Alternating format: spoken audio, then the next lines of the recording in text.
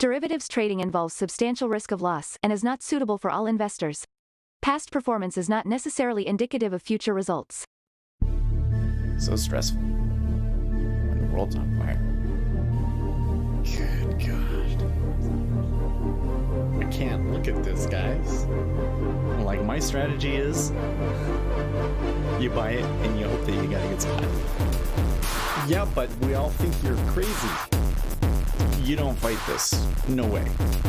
The markets are freaking out and you don't think that anything is wrong? Come back tomorrow and I'll lose it all. Should be fun. Good morning, everybody. It is the 10th of November, a Tuesday. We got Joel's job openings today, but not a whole lot of news, so I guess we just get to digest all of the chaos from yesterday. Coming into the charts. Good morning, JR. How are you? Bio profile.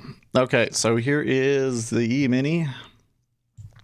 Of course, they actually did close the gap. There you go. Okay, so they closed the gap. I'm wondering if it's going to be up. The thing with a gap like this is that there's different kinds of gap. like in the technical literature, there's, this can be an exhaustion. So, of course, when you look through the technical literature, you realize that they're really just every possibility gets covered. So, yeah, a gap like that seems really bullish. It might not be, but we're seeing a lot of rotation.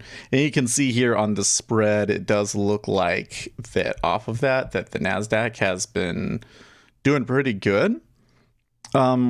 But it seems like it's the Dow that's really been benefiting the most. And there does appear to be some sort of a rotation going on to value plays, which is good. But Treasury is pushing down yesterday and kind of fallen back down again overnight. So we're going to have to go and do some calculations and see where we're at, because that looks pretty aggressive. I'm going to see where 1% is.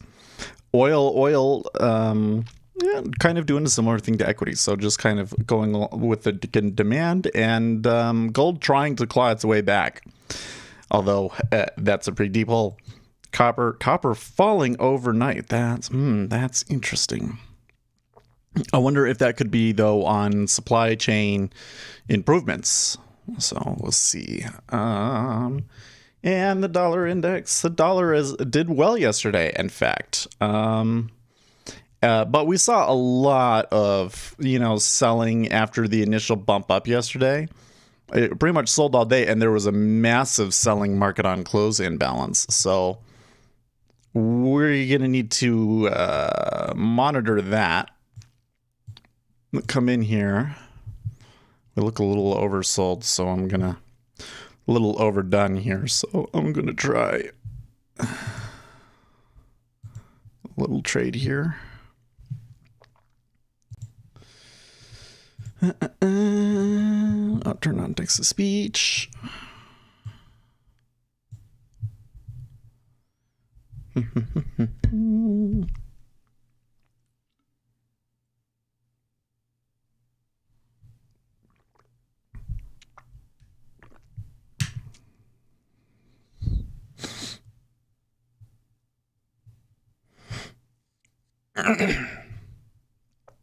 Okay. And good. I didn't get a Kleenex here. My eyes are always watering for some reason. Okay. Let's check on Twitter. Zero Hedge says, don't get too excited. Ismail, that's hello. Well, how do you read that? Let's see how it reads that. Ismail Marat Mogulkak says hi. Mogulkak. Okay. Hi. What is that? Is that a real name, or what country is that from?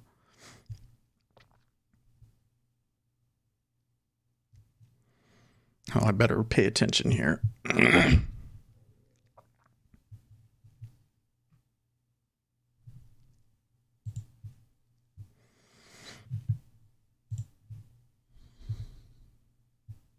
The market here asks, now just waiting for the consumer? Mahdi El Mesaudi says yesterday I took a whole move on gold and ended the evaluation with it. Cool, isn't it? Oh, wow. You shorted that whole thing?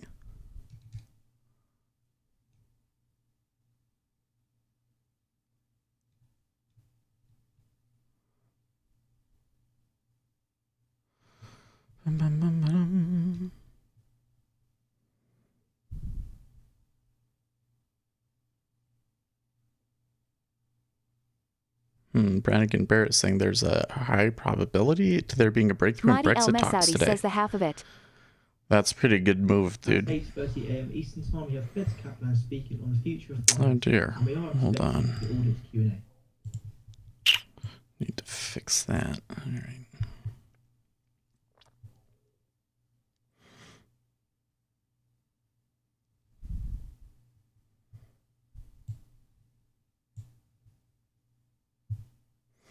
News Squawk says duration heavy Verizon deal and record 10-year U.S. Treasury auction later are supporting the bearish rates trend into the U.S. Mahdi this El morning. Mesaudi says I'm not allowed to do very big moves because of a rule.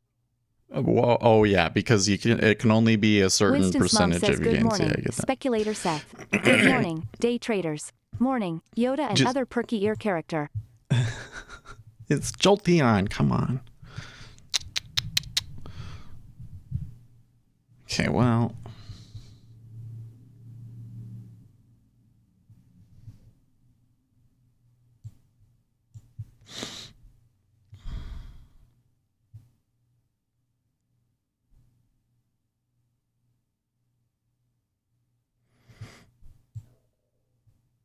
Winston's mom says Jolteon from Build-A-Bear. I love that your girls did There that you for go. you. Oh, yeah, she remembers.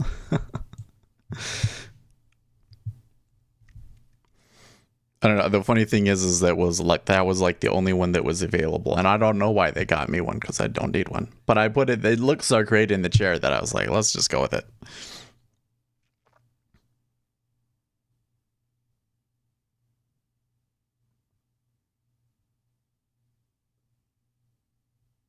Okay.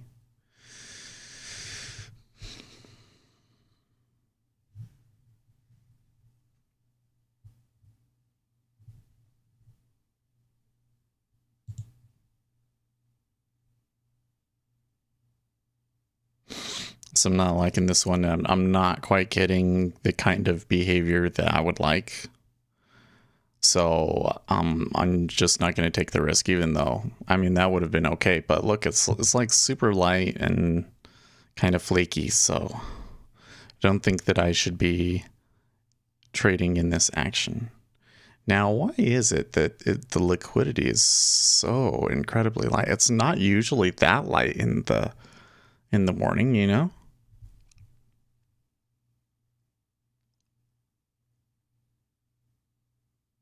Well, now it goes after I get out. That's funny.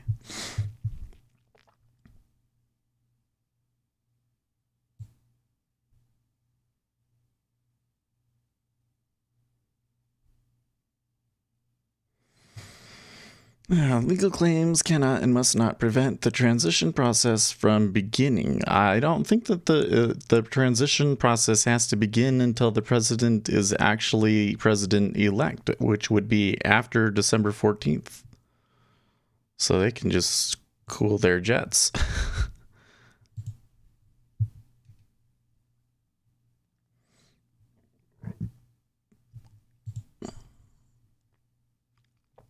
The Forex Live points out a heavy dose of Fed speak on the economic calendar.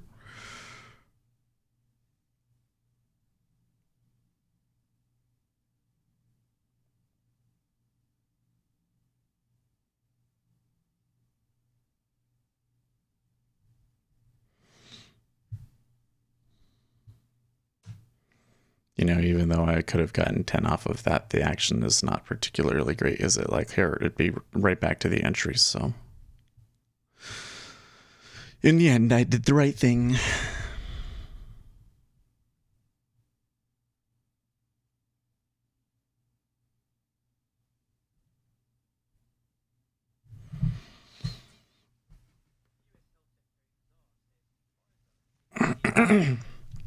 Well, let's go do some math.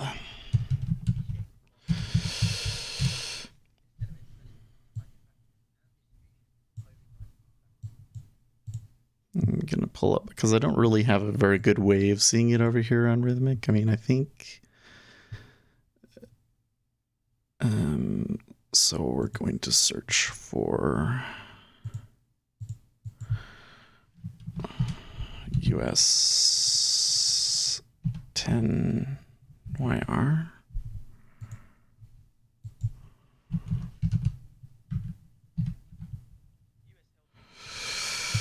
TVC. Oh, shoot.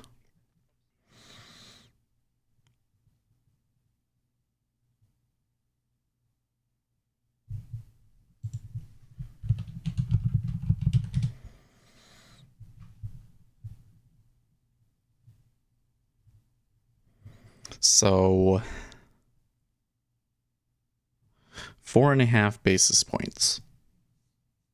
We're 4.5 Winston's basis mom points says away. Bloomberg has an article titled, Day Traders Say They Told You So in Market Bending to Their Will. Wow. Here's the problem. Oh, hold on. Hall secretary talking. When you make a trade, it has an effect on the market. Even if it's one order, it has an impact of making the market move up. And the vast majority of technical traders out there are following other traders. And I would say Winston's at the mom moment, says, probably... Clip, I Told You Yeah. So is an excellent title for a video. and our momentum strategies. So you have one guy comes in and buys it, and then everybody follows in after them, and he makes money off of that. That's why I think you're always going to see a push for momentum strategies, because the big people benefit from people chasing momentum. Well, you come in and you do something to the market and it moves up. That doesn't mean that it's going to last. Just because you made money doesn't necessarily mean that you're like right about the larger economy, right? You can be wrong and still make money. Okay, so now we want to come down here and we want to go to tools. Where's the tools? Treasury analytics. Mahdi El Mesaudi says, don't you think it's not quite nice you can't put like 0.5 order on Ninja Trader like MetaTrader, for example? The minimum order you can trade is one contact. Well, that's because you're trading futures. You can't trade half a futures contract.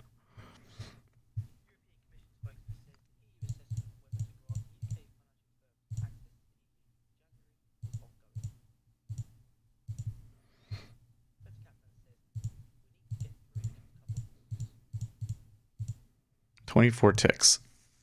24 ticks. So Mahdi El Mesaudi says, don't we trade CFDs? and I don't trade CFDs. You have counterparty risk with CFDs, and I wouldn't recommend it personally.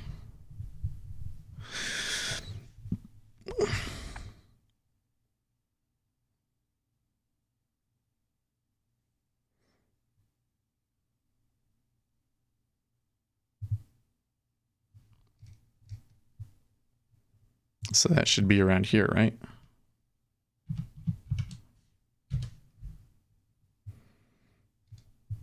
One, 2, 3, 4, 5, 6, 7, 8, 9, 10, 11, 12, 13, 14, 15, 16, 17, 18, 19, 20, 21, 22, 23, 24, 25. Okay, so it's actually... Mahdi El Mesaudi says that means the GC I'm trading on Ninja are futures and not CFD. Yes, those are futures.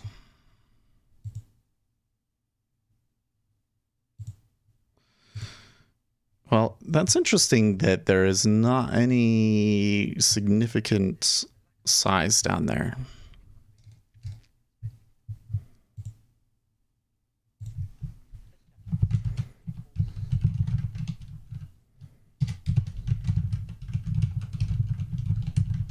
Winston's mom says, a contract for differences CFD, is a financial contract that pays the differences in the settlement price between the open and closing trades. Winston's mom says CFDs essentially allow investors to trade the direction of securities over the very short term and are especially popular in FX and commodities products. Right. Oh, look, it did eventually come down. But only after shaking you out first. So question, do you want to buy now?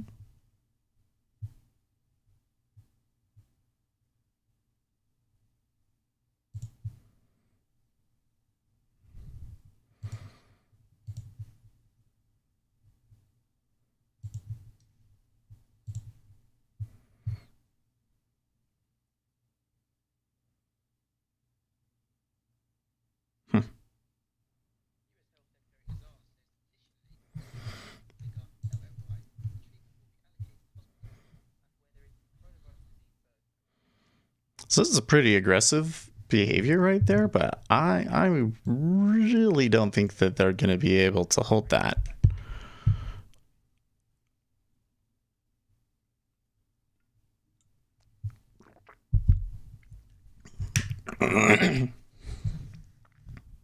Fed's Kaplan talking right now.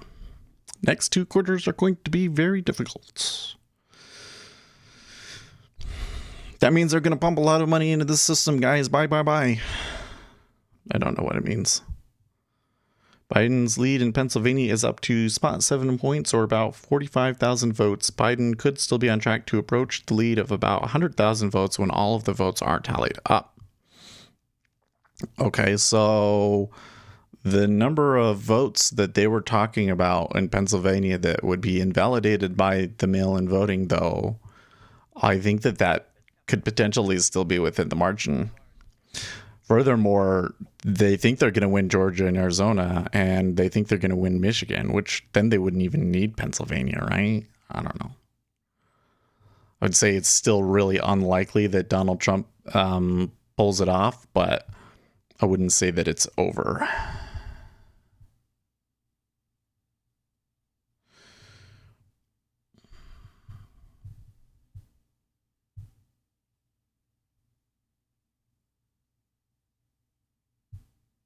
There are downside risks growing with the virus resurgence, but optimistic in the longer run, says Fed's Kaplan.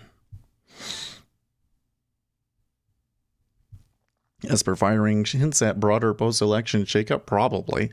But I mean, there's going to be a shakeup when Biden comes in anyways.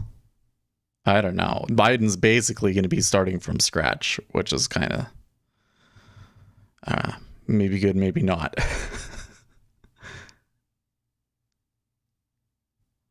I'm going to push it down again.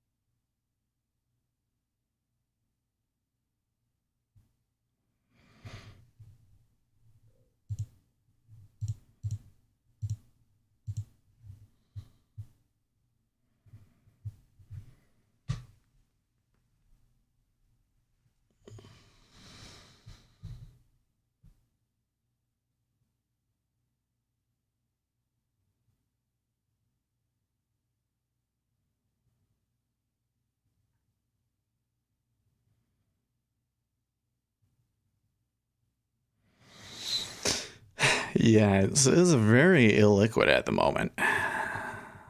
So I wonder if that means that we're in for another wild action kind of day.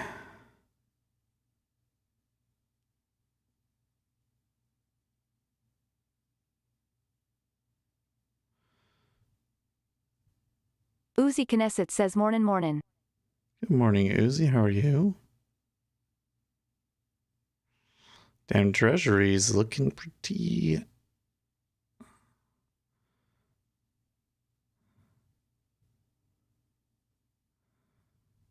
pushing pretty hard down. They got plenty of stuff. Uzi Knesset says doing too. okay. Everything's wet lol. Stupid storm. My metrics have it so far away. I'm not sure if I can trust it, but I'm gonna try it right here.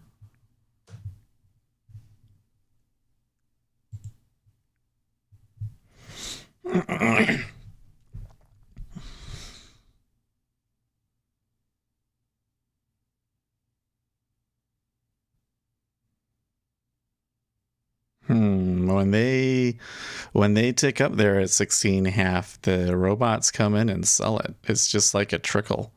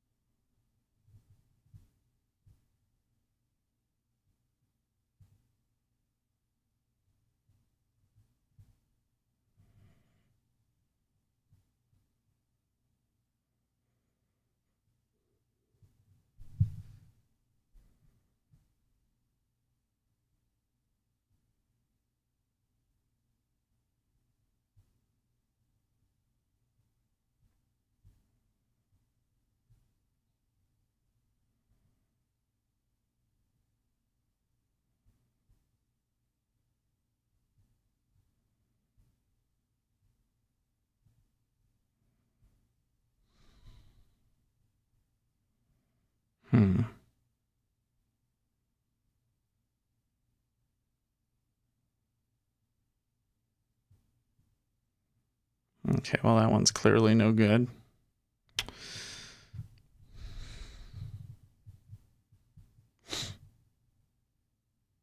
Biden moves quickly to tackle coronavirus issue that could define his presidency now.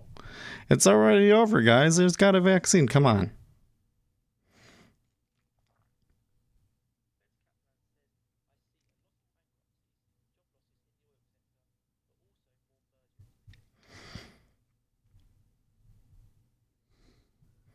So how much did it rain, Uzi? Was it like a really bad storm, huh? Oh, it was that hurricane, huh?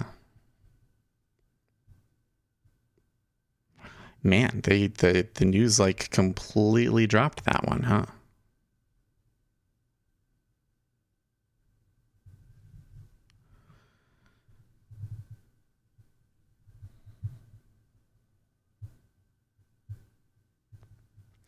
Okay, well, the equity index is pretty illiquid. Uzi Knesset says rainy for like 3 days, but not super heavy. Down south in Miami, though, they were drenched.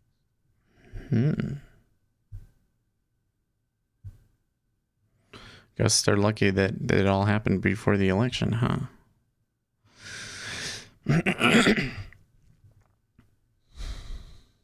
Vlad Stolyarov says, the weak are meat, the strong eat. Japanese proverb. I've never heard that before. I was hearing yesterday that environmental activists were looking for taxes on meat. Good luck with that one.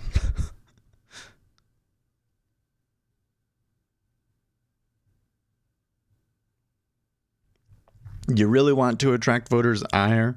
Start messing with their food. The basics of a human life, you start messing with the basics of human life, people start to get upset. Well, that looks like a more... I'm going to wait.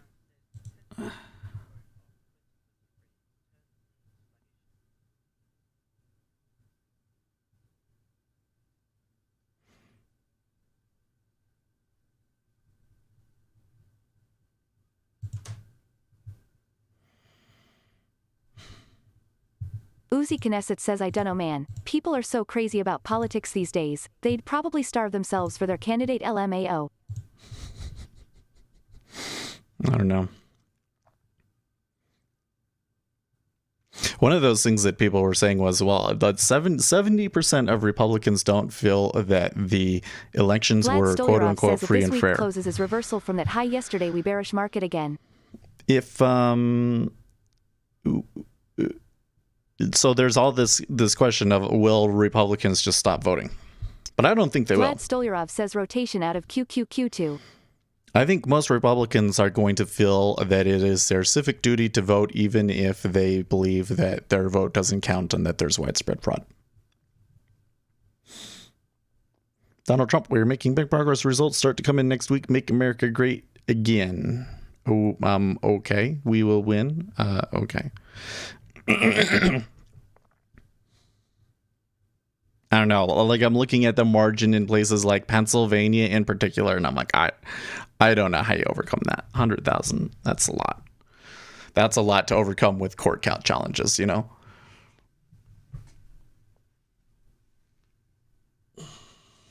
There we go. Tick down.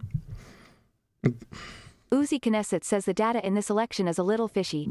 I don't know if it's enough to change anything, but it's still fishy. Oh, yeah, totally. Well, I hope that this causes more Republicans to realize the issues with mail-in voting. But I don't know. Okay, so you might have missed it, Uzi, but I did a little bit of math earlier, and I determined that somewhere around 137.05 in the 10-year is 1% yield. And everybody's been saying that if we get above 1% yield, that there can be Chris some says trouble. PA had hundreds of thousands of votes come in after the 8 p.m. election day cutoff. Yes. But the issue with that one, Chris, is that if they disqualify all of the mail-in ballots, which I don't know if the Supreme Court would actually do that, but if they do, that doesn't necessarily mean that it's going to be a hundreds of thousands swing towards Donald Trump, because a lot of those votes are going to have been for Donald Trump too. So you kind of go in and do the math. I don't know if anybody has.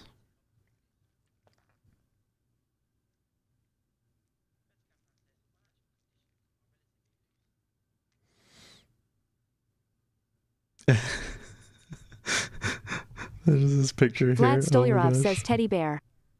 It's a picture of Donald Trump crying with a happy face Pepe put on Chris her. You says took everything disproportionate from to me. Biden. And then Biden says, I don't even know where I am. That one's pretty funny.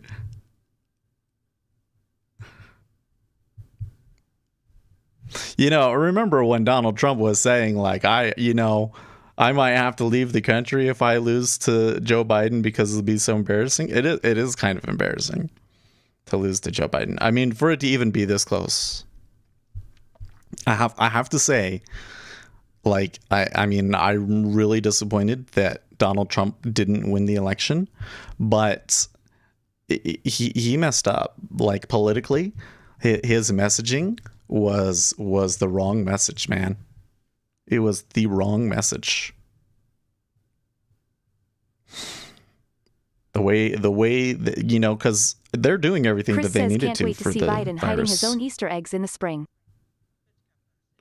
He should have maintained that the virus is really, really scary and here's everything that we're doing about it narrative, even if he didn't believe it. That would have been more effective.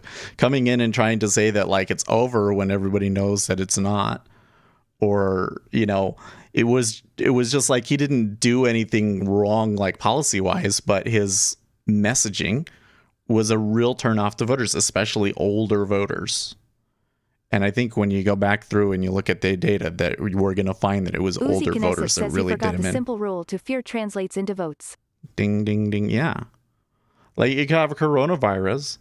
And I think that you could have made a really effective argument against Joe Biden for the virus. It could have been like, look at all these things that the Democrats did. Are you really safe with the Democrats in charge during a pandemic? They were encouraging you to be out when it was starting. They killed all these people in nursing homes. That should have been the message that he was hitting 24/7. Instead, it was, they're going to steal this election and the virus isn't a big deal and the economy is going great. And I just don't think that that's what... The first time around, Donald Trump had the right read on people. And I think what we're finding is that there's quite a bit of luck involved in that, right? Just like in trading. He takes high risks, and he took a high risk and he lost because of it. Uzi Knesset says too much optimism in a time where people are begging to be terrified. Sure. Well, you can be optimistic about the things that you're doing. You can be optimistic that, hey, look, we have these therapeutic treatments that work. You can be optimistic to say, hey, we're about to get a vaccine. But it was like the masks and what he would say about it every day. And how many times did we come in here and he would tweet something and I'm like, that's not going to help you in the election. And meanwhile, all Joe Biden did was stay inside. So the Joe Biden presidency is going to be very interesting because I don't think that they're going to let him out very often, right? I think his presidency is going to be very much like his candidacy. He's going to be hiding in the White House and the media is always going to be asking where Joe is.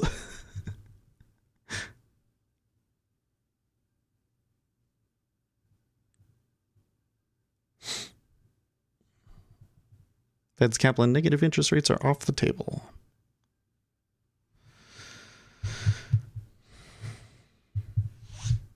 Jeff Nato says Joe Biden is a Trojan horse for Kamala Harris. He might be. Uzi Knesset says these last 8 months the one big thing that stuck out for me in the media cycle was, no good news allowed. Every time something good as pertained to COVID even peeped its head from the ground, whack. Uzi Knesset says like whack-a-mole lol. Chris says will the decisions be made by Kamala Harris or Joe Biden? Neither. I think that all of the decisions will be made by advisors. So the battle in Congress. So I think one of the things that you can see, first things that you'll see in a Joe Biden presidency, is a very nasty fight over who his advisors are, because they want to put good grief, Bernie Sanders in charge of labor and Elizabeth Warren in charge of the Treasury. That's not going to pass the Senate. You know what I mean? And especially if everybody believes that Joe Biden isn't really in charge, that it's a plutocrat government with Joe. I mean, basically what they're going to do is what they thought it was going to be under Donald Trump, right? They thought under Donald Trump that Donald Trump was just going to get good advisors and just do what they said. And at first it kind of started that way, but then what happened was the advisors weren't doing what Donald Trump wanted. They were all doing the deep state stuff and working against him. And so he started getting rid of them, right? This time around, it'll be exactly what they want. They will get all of their people in and they will be in control, and Joe Biden will just be there for like public relations. And, you know, he'll sign an executive order every once in a while, but I'm not so sure that he will really be that in charge. You know what I mean? He's old. And I think that the questions over his mental health are legitimate, let's say. So, yeah. But is it a Trojan horse for Kamala? I don't know. The thing is he could, you know, ask Kamala for a lot of advice, and she could be extremely influential. But, you know, the vice president doesn't really have any actual power. You know what I mean? So she would only have as much influence as Joe Biden would give her. And here's another issue that another wrench to throw into that whole analysis. I don't think that Joe Biden is a douchebag. I really don't. I think that he has very much been like globalist stooge, if you want to put it that way. Like, he has done things that globalists want. Yes. But I don't think it's because he's sitting there thinking, yes, we want to push the globalist agenda and yada, yada, yada. I think that he is like a very affable, people-oriented person. He's not like the best on logic. You can tell that he's not the fastest guy out there. He makes a lot of gaffes and things like that. But people generally liked him. And so I do think that if they tried to do something that was really, really bad, that Joe Biden would step up and say no. I think at some point in the presidency, there's going to be this situation where they want Joe Biden to do something and he refuses, and it'll be like news, that there's kind of this, it won't be on the mainstream news, but there'll be this news that there's conflict in Joe Biden's cabinet. I wouldn't be surprised if that happens, because there are some things that they want to do that, like, the impact on regular working people would be so disastrous, and I don't think he would go along with it.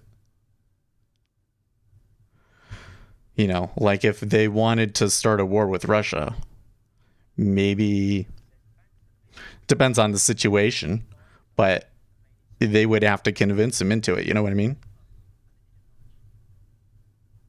So it would still be this kind of thing where it's like the cabinet is in charge of making all of the decisions, but on certain key decisions, they kind of have to convince him. And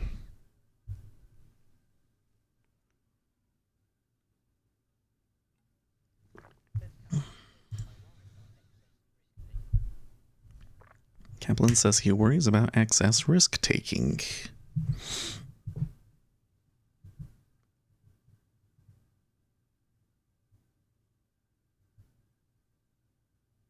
Well, my treasuries went a few ticks lower, and now they're reverting back up to where we were.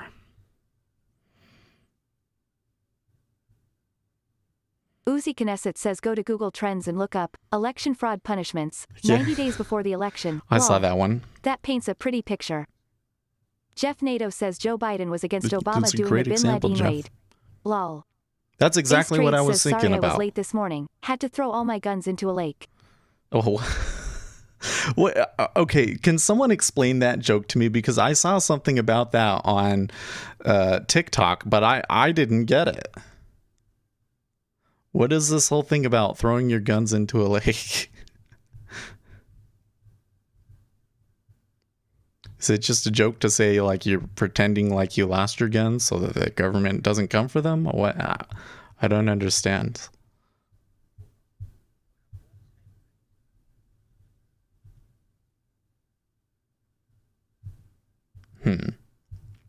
Scott Adams Ace here. Trades says yes. Oh, okay. Where did it start from? Where did the joke start, though? Scott Adams, you're being brainwashed to accept the results of the election as fair. You will be told that only bad people are skeptical in this situation and that William you'll be held to Shakespeare account for says you doubting. didn't actually tell your guns into the lake, but that's what the government thinks. Right. So I continue to see this thing where it's like, okay, like there probably are. I don't think you can sit down and you can say Ace there Trades are says not. they can't confiscate your guns you have lost. Gotcha. They can't say that there hasn't been fraud and that there's no evidence of fraud. This is one of the things the media has been saying lately that makes me really concerned, is that like they were doing a press conference with McKinney and Fox News says she's making unsubstantiated claims and they close it out. Well, they can come in and they can state specific things that happened that are suspicious. I don't think that there's anything wrong with pointing something suspicious out on the air, like that a glitch in the software was flipped votes in certain counties, and that software is in use in, like 38 counties and stuff like that. Like that's news that happens.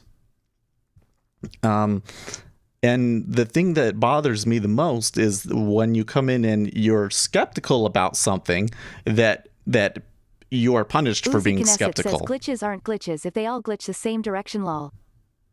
You know what I mean? Like if you say something that's objectively untrue, then I get it. But when you start to get punished for just pointing facts out and William being skeptical, Shakespeare says in Fulton County, Georgia, the machines stop and cope the observers to go home there an hour and a half later. They crank the machines they back crank up the and machines nobody's back there. up? Yeah, there's some hanky-panky going on. yeah. Well, and the thing is, so I was reading this thread. I didn't comment on it because I didn't feel like losing my karma today. But on Reddit, there's a thread about how Republicans, 70% of Republicans don't think that the election was free and fair. And all of the Democrats were lamenting about it, like, oh, Republicans have become so stupid and this is really bad for the country and everything. And I'm like, all you had to do was let them view the count. Like, you just had to let them view the count, come in, be able to stand close enough so that they could actually see the ballots and do their job. If you just allowed them to do that, then there wouldn't have been a problem. And you have to wonder why they wouldn't let them do that. Like, why? And they're trying to hold it back. Yeah. So here I'm sitting here like I really can't see the math where the voter fraud is significant enough to change the results of the election. I don't see it. But what I do see is a lot of narrative control that seems unjustified.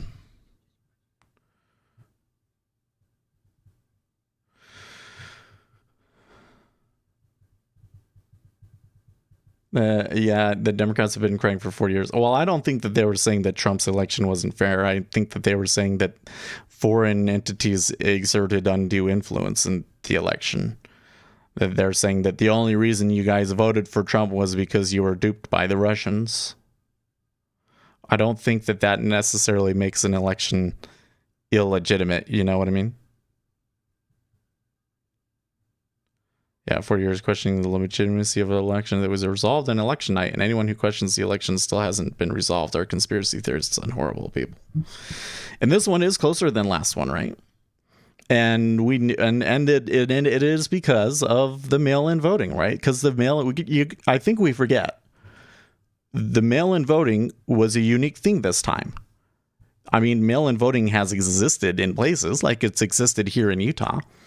But we here in Utah don't realize that the majority of the country haven't been able to do that. You could request an absentee ballot, but they weren't doing mail-in voting. The E-mini really turned down hard there, didn't they?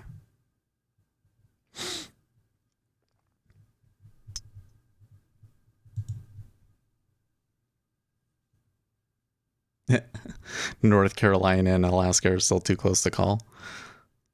The Alaska one is really bizarre. Uzi Knesset says absentee ballot comes with chain of custody. Universal mail-in voting is just throwing ballots into the street and praying lol. Yeah. I don't trust it one bit. And I've always had a problem with it here in Utah. People say, oh, do you think that voter fraud is happening here in Utah? Well, I'm not 100% if I would call it voter fraud, but I do believe that the way that they do mail-in voting is intended to help certain candidates at the expense of others. And the biggest issue that you get with the absentee ballot is that it increases participation from uninformed voters. Sunday Driver says once fraudulent ballots get in the mix, it can't be resolved. Sure. Audits won't fix. Only a revote will solve the problem, and I doubt a judge will allow that. Yeah, so another thing is that, like, the only identifying information is on the envelope. It appears the Dem attorneys fought to open opportunity for fraud. So if you take the ballot and then you put it in the same stack with everything else, there's like no way to identify it, right? Appears Dem attorneys fought to open opportunity for fraud. Yeah, well, and this is where I think the Pennsylvania case in particular, what happened in Pennsylvania was unconstitutional. Like, straight up. The judge doesn't get to change the election law. The state legislature specifically came in and said that they have to be received before 8 p.m. And then the good judge comes and changes it? No, you can't do that. You can't do that. The Supreme Court is going to smack that down. The question is, what's their ruling on the remedy? Sunday, I agree. You know what I mean? Because you can't just disenfranchise everybody that voted by mail. And I'm not even sure if you can separate out which ballots were vote by mail and which ones weren't anyways. So does that mean they get away with it? I guess they get away with it. But then again, I'm not even sure if you actually fairly disqualified all of those votes that it would actually be for Donald Trump. Fraud doesn't exist. We've already done studies on this. That's not true. Been settled science for a while now. That's objectively the statement fraud doesn't exist is objectively false. And I can provide to you hundreds of examples where individuals have been convicted of voter fraud. For example, in Pennsylvania, in May of 2020, an election official in Pennsylvania pleaded guilty to and was convicted of election fraud. So to say that it doesn't happen is false. The question is, to what extent? That is the question.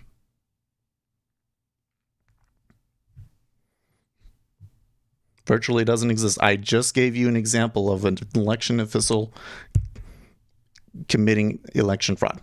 I give you another example. We have people that are going to be testifying on the record claiming that they backdated ballots so that they could be counted as having been received 3 days before the election when they were not. Or rather that they were sent before election day when they were not. Okay, that is fraud. So to say that it virtually doesn't exist, again, objectively false. We can also go through, there have been like reports on this where they've gone through and they've found like every case of voter fraud in the country. Now, the thing that you got to keep in mind is that the majority of these cases are like not a lot of votes. Okay, but it happens. The question is, to what extent? How many votes does it actually affect? The backdated thing hasn't been proven, but it will be. You have a witness. Let's go short. I'm not quite sure why you're saying short, to be honest with you. I guess this is red, but we just started a new 5-minute bar. It's blue. My super smoother is up. And the liquidity is still really low. See that? And here we're about to touch the ATR stop at 35.37. I think we should hold off. Well, you can do what you want, but I think I'm going to hold up. That's not proof. Evidence, that's evidence. If somebody is testifying that it happened, that is evidence. And you have two people that are testifying to it too. So they also have video of people tearing up ballots. That's straight video. So I'm going to say that one's proven. Real Clear Politics have withdrawn PA call for Biden. Yeah. Now that one's kind of weird given that the latest numbers that we've got here have Joe Biden up by hundreds of thousands of votes, right? Here again, it seems to me like that there was some instances of voter fraud, but I'm not so sure that if you take those out, that Donald Trump wins. There is video of people tearing up ballots. I can show you. I would probably get banned on YouTube if I showed you, but I can show you.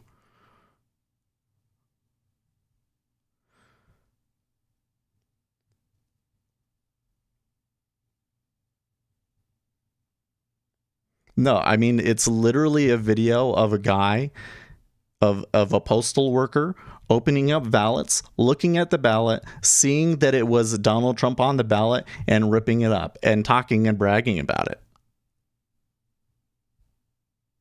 Don't tell me it was fake news. There's a fucking video. Jesus, you are so clueless, dude. Let's go find this. I haven't seen it, therefore it doesn't exist.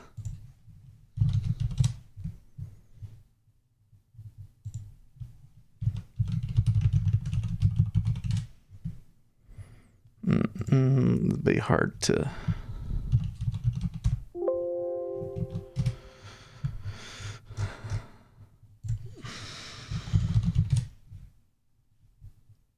He's probably just trolling me.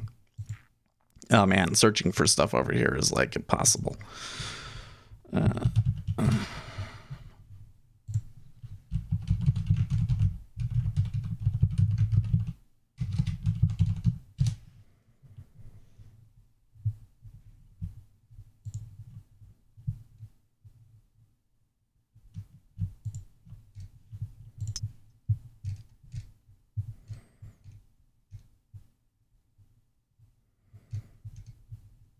No, these are even more stories than I thought.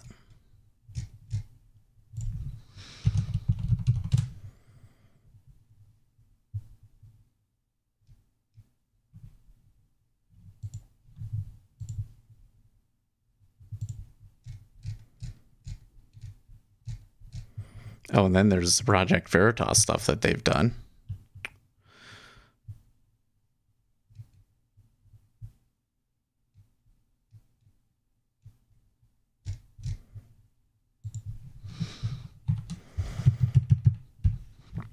Let's see. How does DuckDuckGo? How do you forced? There it is. I think that's it.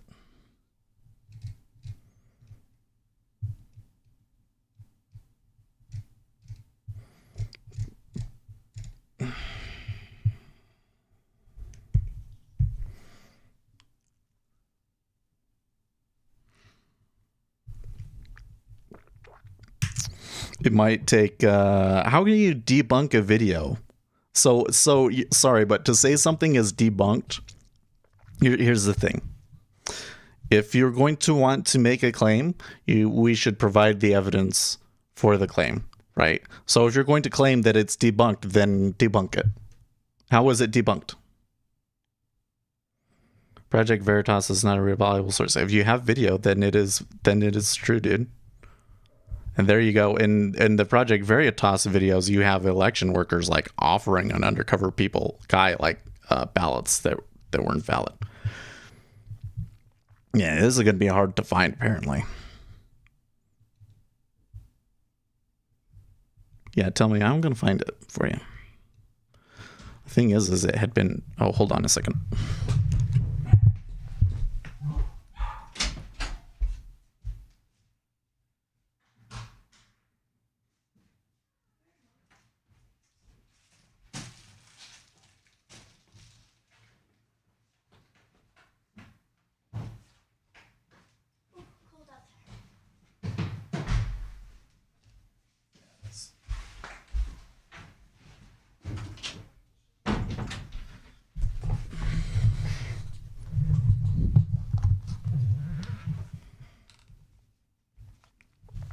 The Veritas guy was paid to say... Oh, you know what? There was one that were saying that. But the thing is that they've put out like 3 things like that, so... But anyways, that's not the one that we're talking about. Man, how am I going to find it? Because when I search... If I search for anything on the Donald, it doesn't find anything right now. Their search must be busted. So and that's the only place that I know I would be able to find it.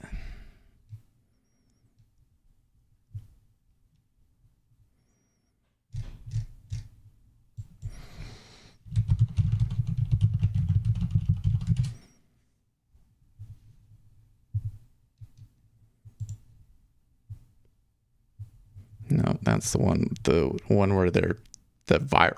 Now there's one where they're like the ballot workers are tearing up ballots, and then that's a different thing.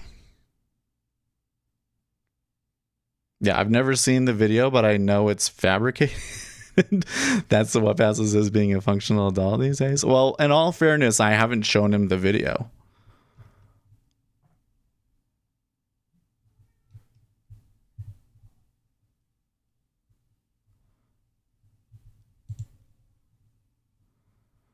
He says, fine, I'm long at 53:37.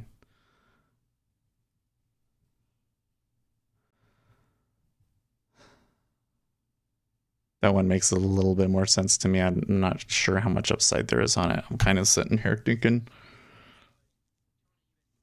yeah, it's going to be really hard for me to find.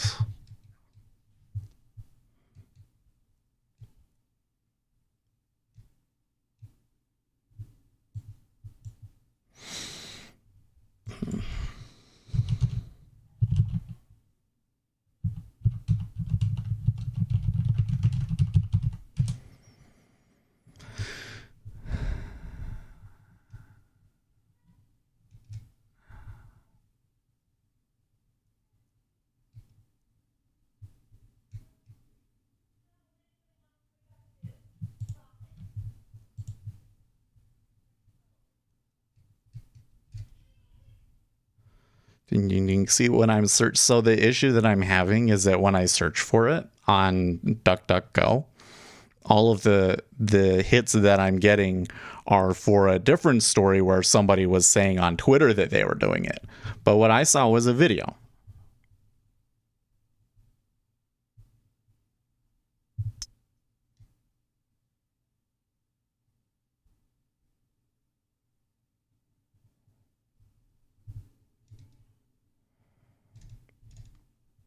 Yeah. And if I can't search the Donald for it, then it's gonna be really effing hard to find. So let's just mark the claim, because I can't show you the video right now. I will let you say that it's unverified, and hopefully by tomorrow I'll be able to find it. Why would they tear up ballots? I don't know. You really have to wonder what this guy was thinking. But it is literally like talking about it, like. He records himself and he opens up these ballots and he's like, here's a Donald Trump. Here we go. Oops. That's what it's like. It was really quite shocking.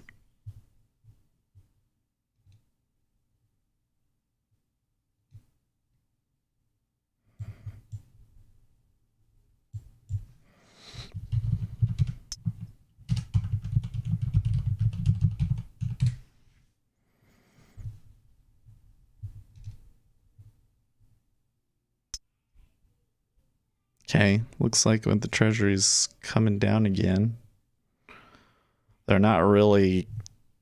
This kind of strange correlations going on with equities right now.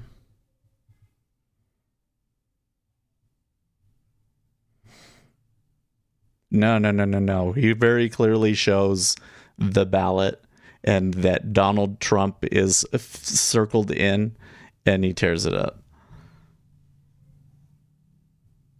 It is a major. Yeah, I don't know who would video. I'm surprised that I'm having a hard time finding it.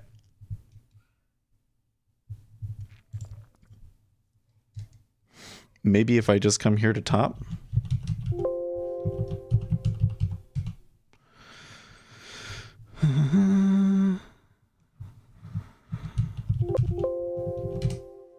No. I guess I have not seen that one. Yeah. If you had seen it, you would know what I'm talking about. He's a postal worker. It's a black guy, and he going into the mail. He sees ballots. He sees like the envelope. He opens it up. He shows what the ballot looks like. He shows that it's Donald Trump circled, and then he tears it up on the video.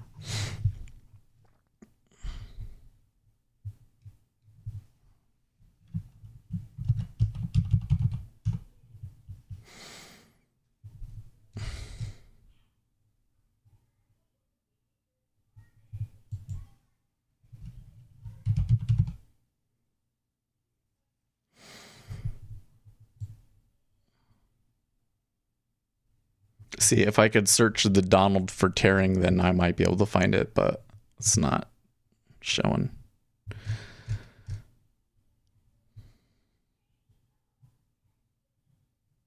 I have a video showing how to run a car off of cat urine.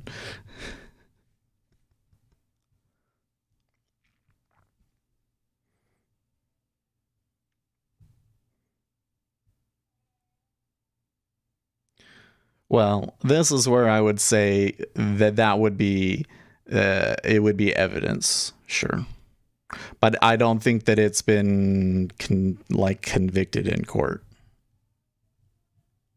Did you really get 2 points? Oh, I guess you went. Did you take a short now? Oh, you had to take it. You had to go both ways a couple of times though, huh? I don't know. This is just not my favorite action right now. Like. When the open comes, especially since like the amount that it is moving, we should be able to get more than 8.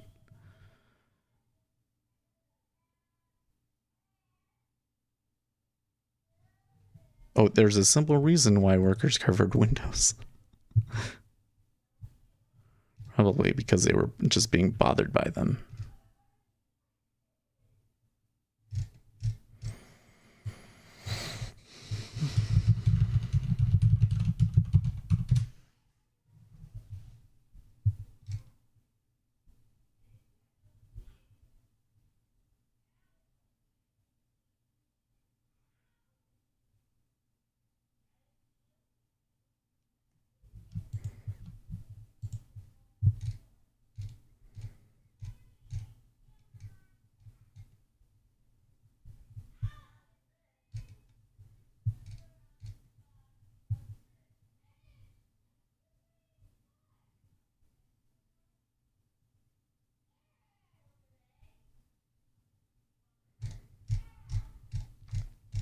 I'm also was thinking about it again. I wasn't sure if he was a postal worker.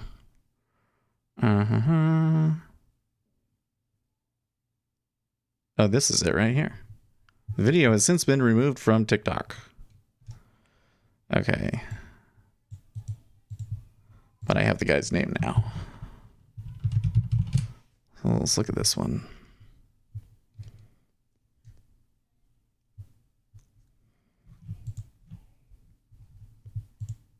Is that the same link that I just... No, it's a different one. He claims he was joking.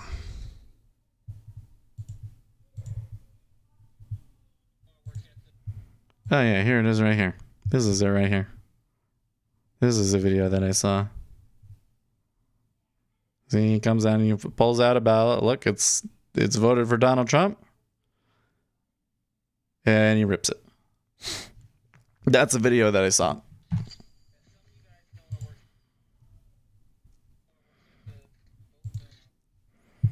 So, let's read what they say here about it.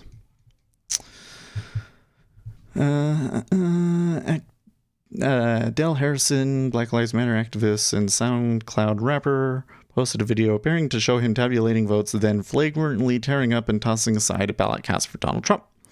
In the video, Harrison is heard saying, "So I work at the vote bailouts, which means that we get your votes and we separate them. So if some of these votes happen to, like this one, while holding up what appears to be a ballot clearly marked for Donald Trump, Harrison proceeds to rip the paper in half. The video has since been removed from TikTok. It is unclear whether Harrison deleted the video or if TikTok's moderators removed it. Blah, blah, blah, blah, blah. On Facebook, Harrison claimed the video was comedic in nature and that he was wearing an Amazon outfit for the recording. It is unclear if Harrison works for Amazon in any capacity, and several of his TikTok videos show him sitting in an office environment wearing business casual attire, not the fluorescent yellow vest worn in the alleged ballot destruction video. I did this in my Amazon outfit because, you know, I'm always joking. So... okay, so there is a video that has concern. He says that it's a joke. That's a good one. You bought a put on Bitcoin at 16K? Well, have we touched 16K yet though? We haven't. Oh, actually we did touch no. Was it 16? How did I not catch that on the 6th? Oh, that was Friday. That happened over the weekend. I gotcha. Yeah. Well, let's go and run the analysis here. Well, so let me tell you something about my model. So my model uses a couple of different data sources to get the information that it needs. And... oh, hold on. Why is it not popping up here? There we go. Anyways, one of the data sources that I do is like every other day sort of a thing.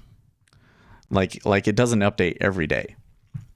But I have noticed that when things get really crazy and like a big, you know, there's like shenanigans going on in the market, and it's usually when there's like a pump and dump sort of a thing about to happen, that they don't update it. Okay, so they did update it. And it is 200 at 16. Where did you buy a put? I want to buy a put.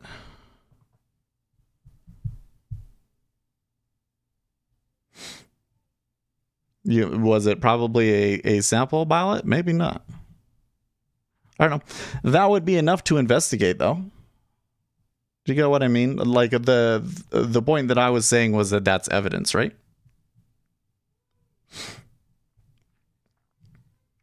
Now there's a bunch of other videos showing like vote counters ripping up votes and things like that. But if you actually understand how the process works, so they're all doing what they're supposed to in those instances.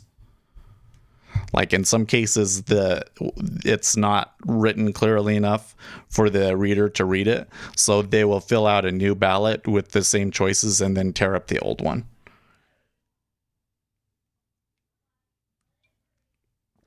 And I saw a lot of that.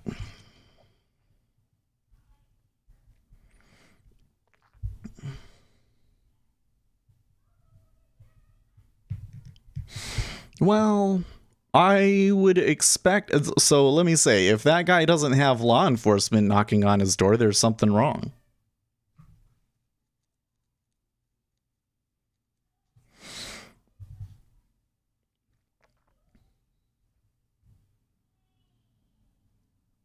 But I don't know, where did I get back? Let's just say that one wasn't true. But that's where I'm going back and I'm saying, look, there was people in Pennsylvania back in May that were convicted.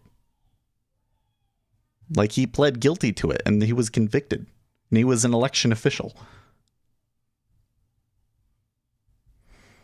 Where can you buy options? I know that there's a couple of different places, but I think that one of the issues that I've had with things like that is that it's like you had to go, you had to have Bitcoin to do it. It would be like you were borrowing against your own Bitcoin, which buying a put is kind of like, you can't really go short with it at that point, right? You're just hedging. Excuse me.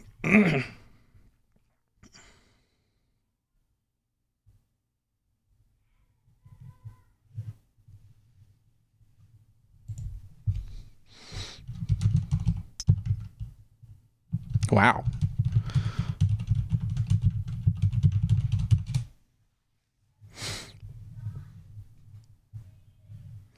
How did they do that one? Did you see that they cleared 15 there with like 5K just like that, and then it ticked up in another 2K?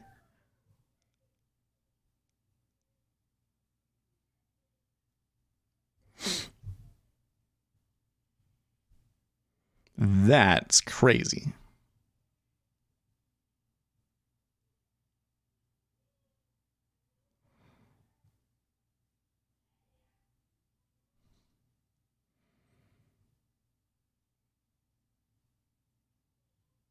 I have to say, they did end up that period between, well, actually, no, not really. I still don't like the movement. I know Ace is making money off of it, but I don't like that action. I guess if I was only looking for 2 points at a time. Because the range is way more than that. Let's see. I want to go back. There wasn't... well, Sunday Driver saying no proof other than eyewitness testimony. Probably true.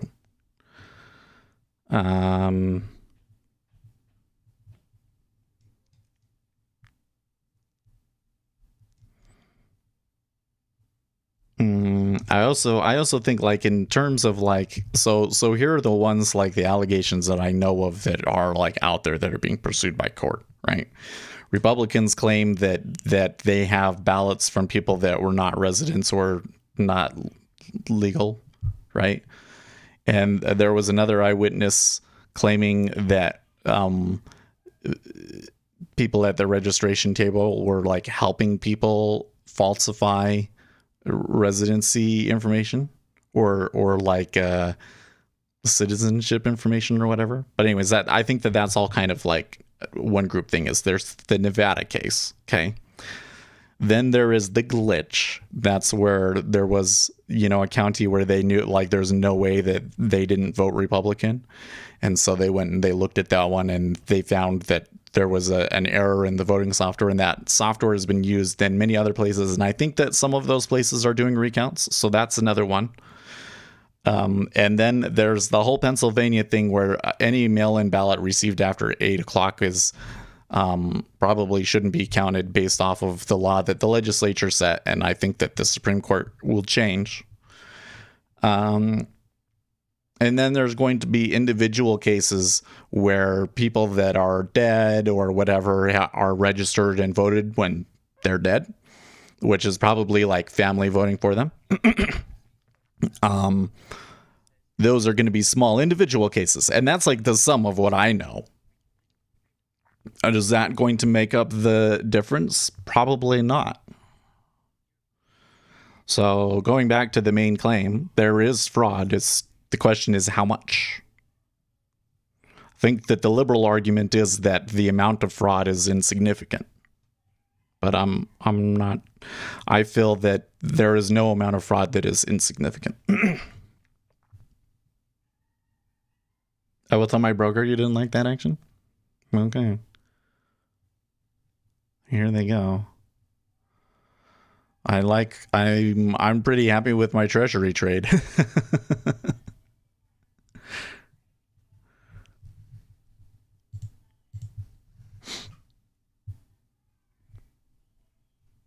It's pretty tight here still. Oh, we can do get jolts. Okay, so let's focus on the action now. Greg Orlovsky says jolts. Yes, thank you for reminding us about that in 30 minutes. I don't know if jolts is a huge deal, but...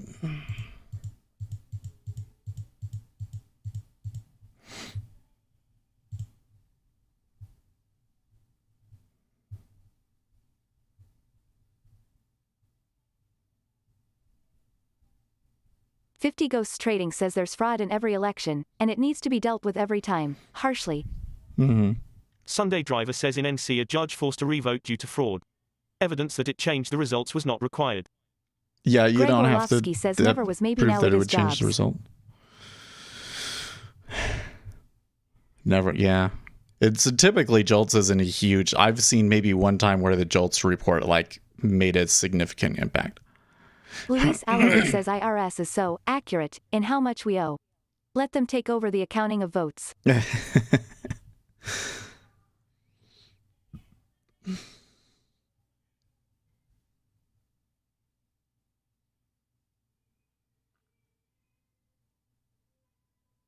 Oh, no, you know what? I'm thinking about what Ace was saying. He was like, let me tell my broker that you didn't like that action. Listen, just because something went somewhere doesn't mean that it was right. Like, there's a lot of random chance, right? And I know pretty well from experience that when they're trading, it takes only 20 contracts to move up, and it's doing it randomly. Vlad Stolyarov says 44.25. That, you can easily get screwed over in those situations. So I was right to not trade it.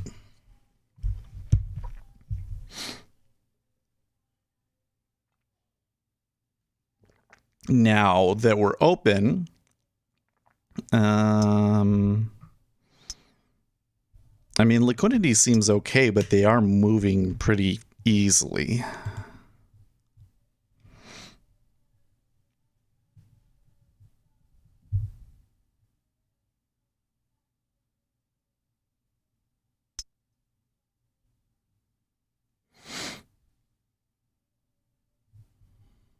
There has been quite a bit of absorption against this move in the 10-year, by the way.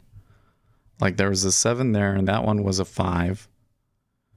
And 28,000 is traded at 14.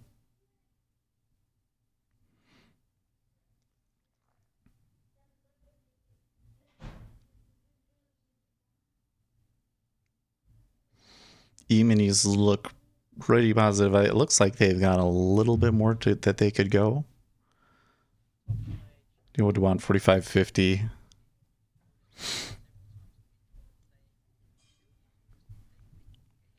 Vlad Stolyarov says if it gets stuck at 44 then can reverse. Yeah, well, this is going to be the buyer's cost basis from overnight, right? The way the treasury is behaving, though, suggests that...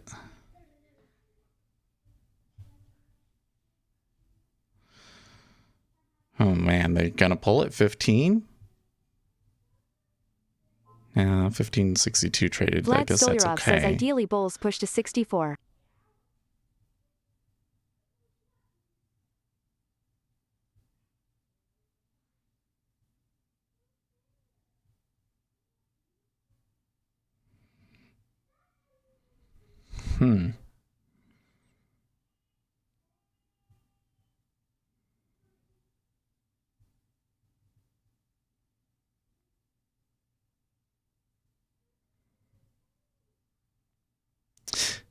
Well, that was an interesting move. Vlad in the Stolyarov says from 10-year. low. Vlad Stolyarov says AAPL went up parabolic way. It looks like the treasuries are a little bit concerned about the way that the E-mini is trading right now. Yeah, and sure enough, there's some movement on lows.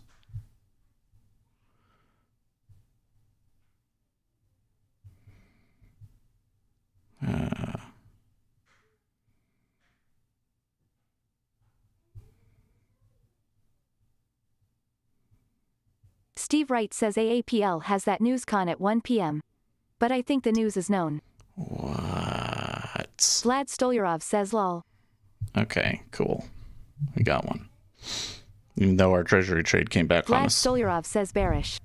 I should have been trailing my stop down and gotten out at 14.5, but by the time 14.5 was bid, then it was like, okay, but look, it's come back up on almost no volume. Is the dollar moving? Is that why it's trading that way? Vlad Stolyarov says that was fast. I'm not seeing a huge one in the... that's kind of interesting.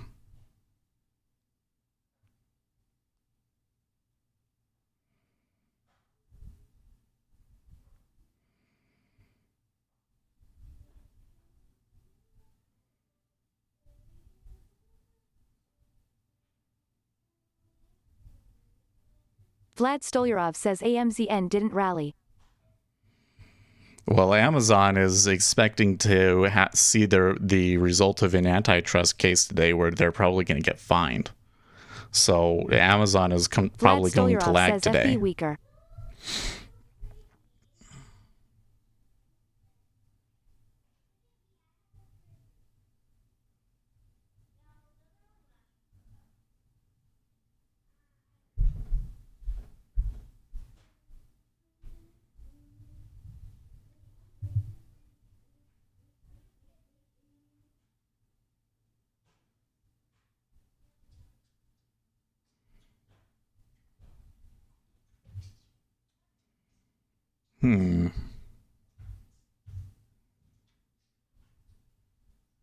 Wow, Carnival announces 1.5 Live billion Action offering. says what's the fine, $200?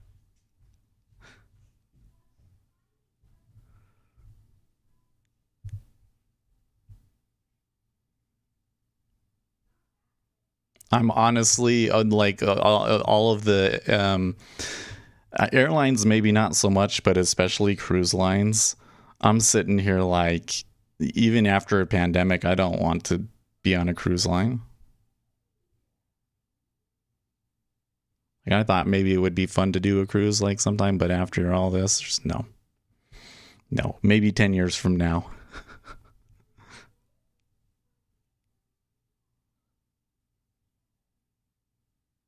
Am I crazy? Am I the only one that thinks that? Is everybody else like, oh, we're going to get good deals, let's do it?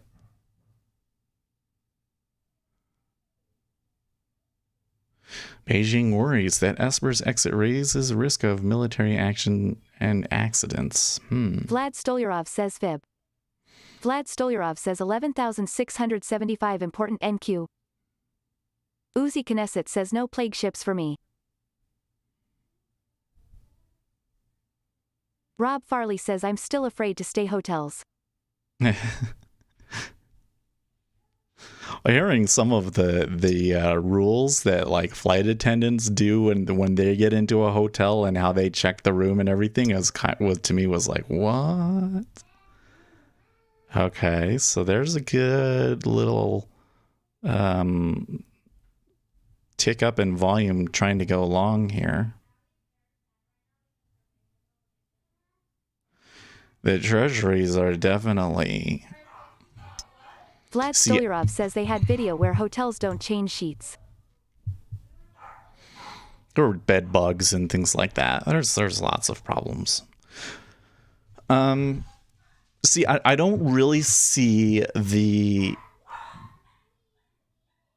dollar moving here to explain why the treasuries were able to kick back up so easily. Because it took a decent amount of volume to trade Vlad down to Stolyarov 14. says NQ is bad. And they were selling a lot of it down there as well. Was it just a case that somebody wanted to sell and that was how much they had and they were done and that's why it came back up? Because the market makers barely held anything at all from 15 to 16.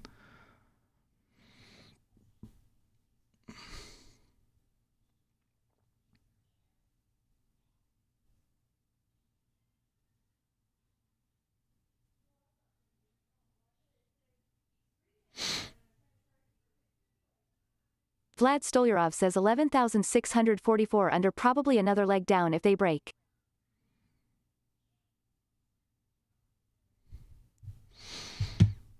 Well, so trying to see overnight under maybe 20. Oh, we're already really close to that. Vlad Stolyarov Okay. says 11,505 critical next fib.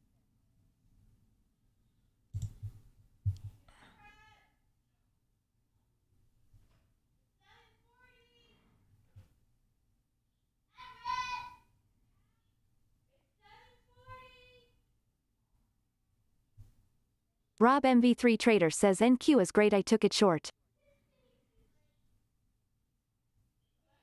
Vlad Stolyarov says moving up down 150 on NQ is like standard pullback. Okay, so there is a significant amount of volume trading in this area now. And yes.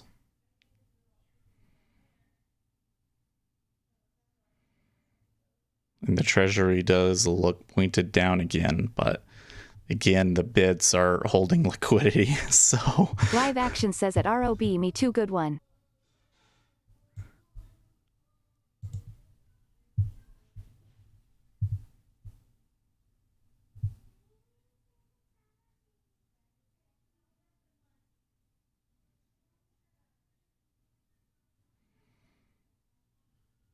Ace Trades says nice short, boys.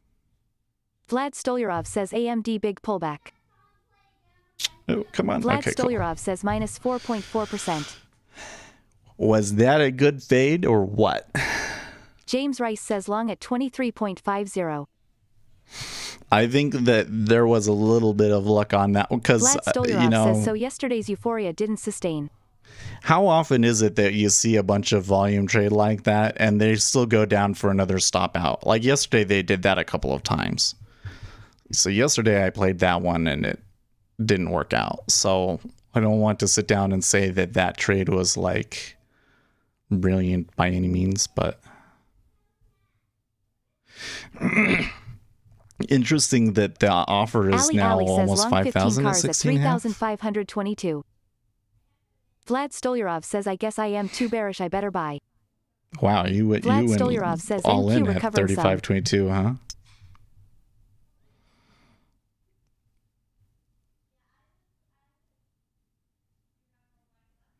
Well, James there was Rice definitely says target 46. there was definitely a number of reasons why.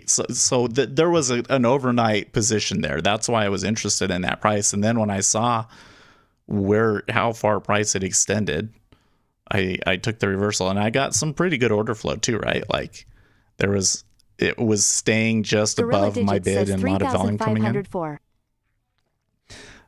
But when I look at the chart, I am incredibly unclear about where we go from here. Like, are we going to break up and make a new regular session high and then beat the overnight high or what, you know? We're kind of like in the middle of a really big range, and I am incredibly, and I don't see any kind of fundamentals that would really dictate in the E-mini, at least, that we should go one direction or the other. In the treasury, I mean, it's been bearish, so looks like stocks won't let the 10-year rise above 1%, says Zero Hedge. Yeah, that could be part of what happened there. I mean, now, I don't know. I don't know about that. Zero Hedge is claiming that stocks are freaking out about the 1% thing, but we're not really all that far off from it. Vlad I mean, Stolyarov says FB very it's a way bearish down now. here. That's a way down here. And correlation between the two instruments doesn't seem to be super strong. Well, actually, I take that back because we had that Vlad move back up Stolyarov really says easily, extended. right? But was that because of something that happened in the E-mini? I can't know. I don't see anything that tells me that it has to have been that.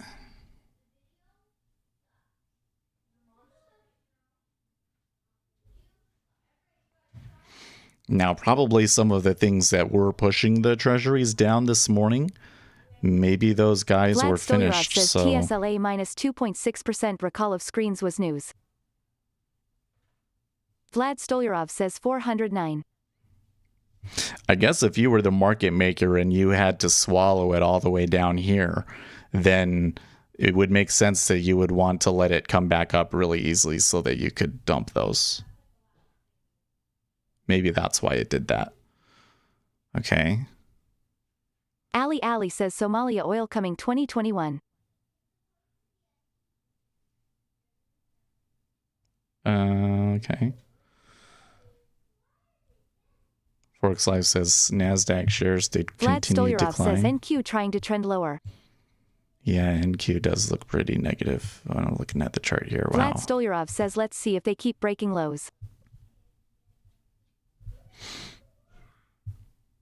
So like here's a good example of it's kind of ticking down, maybe threatening to go lower, but not. It's pretty balanced at 16. And the E-mini is like back and forth. In fact, often it seems to me like when the treasuries and the E-mini both go down. Live Action says RTY trying to hold IM long.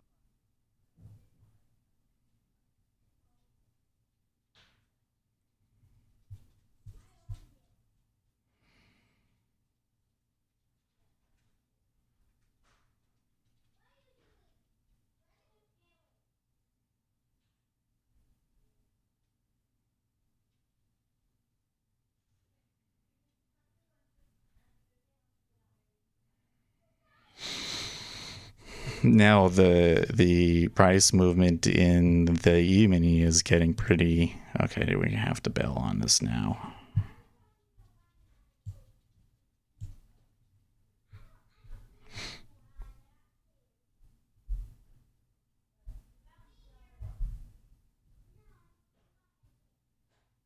Yep.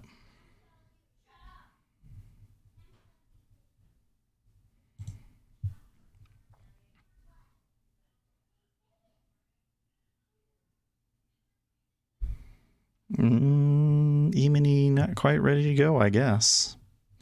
Let's come in here. I think I turned off the... Oh, I did not. We're just not getting a lot of them.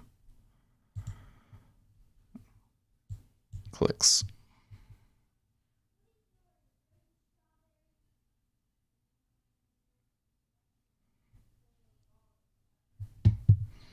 Rob MV3 Trader says this chop giving me a bunch of scalps.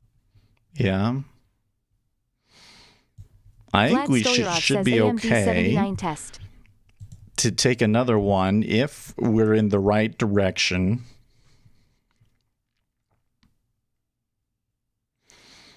The issue is that there does appear to be some support here.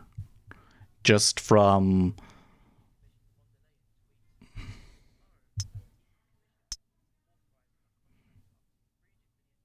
Vlad But Stolyarov just says from they the might volume, not we get can see direction some BC support. of this middle ground. Vlad Stolyarov says so they can trap shorts then do big doji day. I don't know. I don't know what they're going to do. It looks pretty disorganized to me. That was a pretty good move right there. Oh, the actual delta change on that wasn't that strong.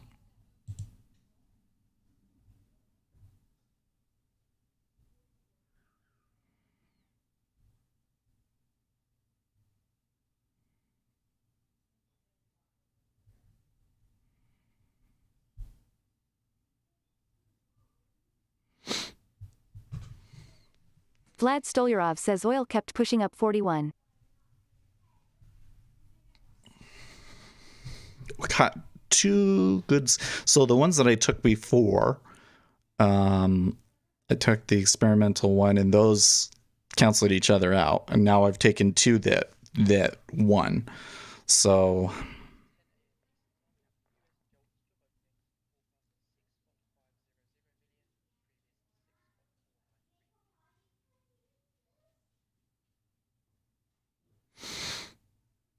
Vlad Stolyarov says seeing Big Ham RNQ now.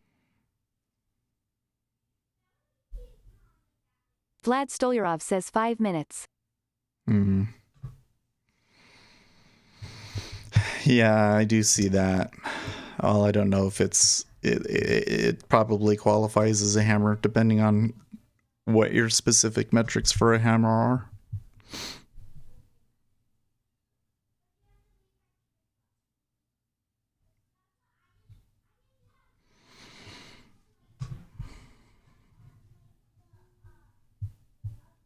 Zero Hedge noting that the VIX term structure is Live Action normal. says I am long oil 41 bad entry but think higher. Vlad Stolyarov says they pump oil so manipulated. You're long oil? 41? Yeah. Well, if the oil's going to go higher, why wouldn't the E-mini go higher, right?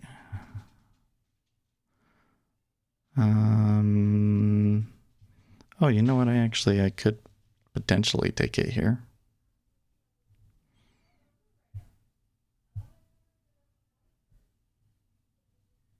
Yeah, shoulda, woulda, coulda.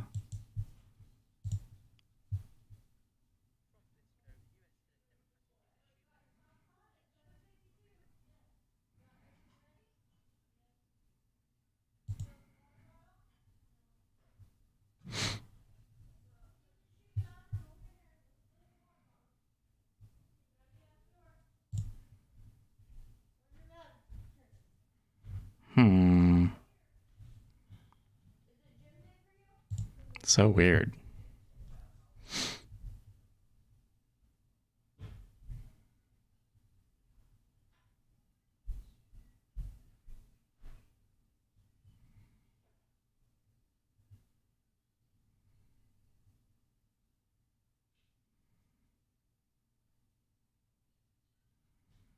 Treasury kind of back to seller basis, so maybe.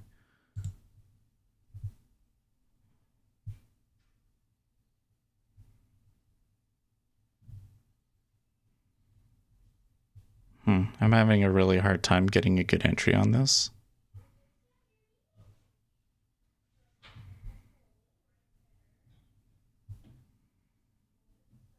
I don't know why I clicked there. The spot on the profile isn't particularly great.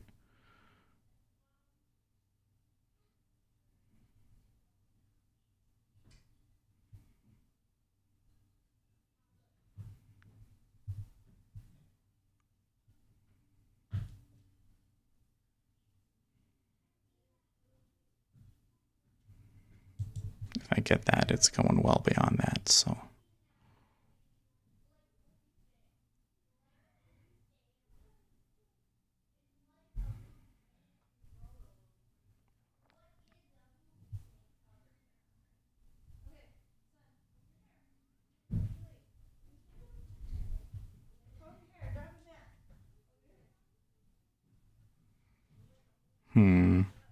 So it seems to me like there's a little bit of fight up here, huh? Well, it did turn down. I have to say, I never was able to get a positive tick out of that either, was I?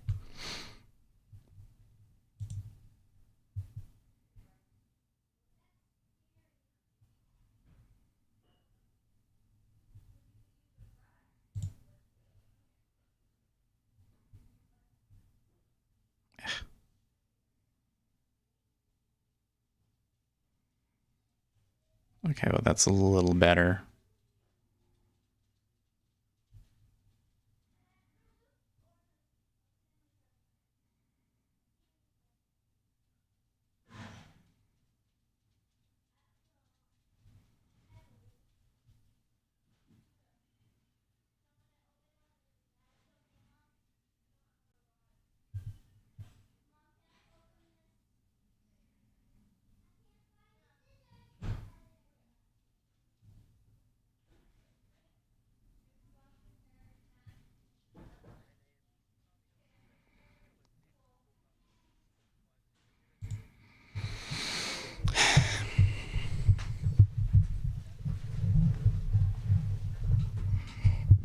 Let's sit on our hands for a little bit, because that was like 3 or 4 that I scratched, so.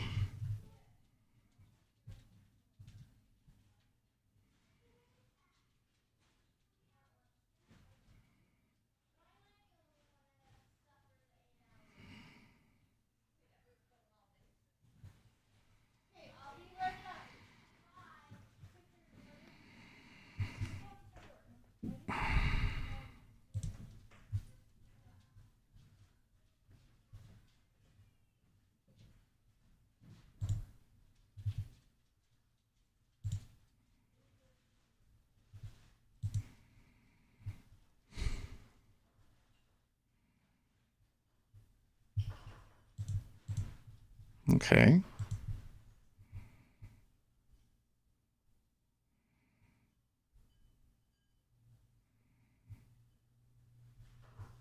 Well, that had a little fight in it. Now I think that there will go up there.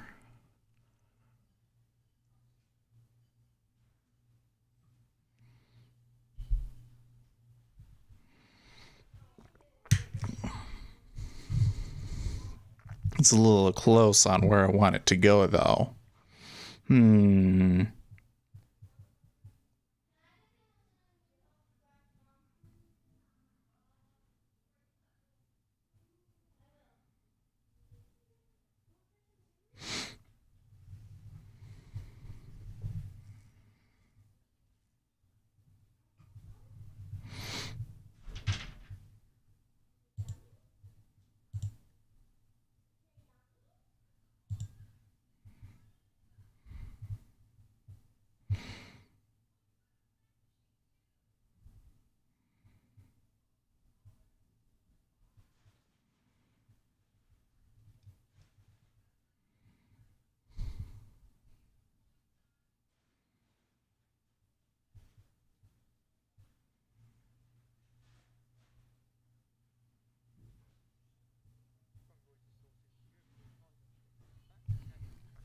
So they come up to that open, and they were shy about it.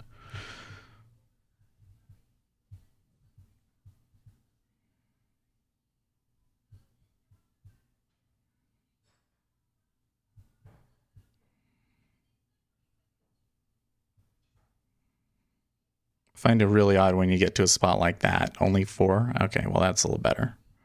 Like, I would think that there would be a lot of people interested in trading around the open.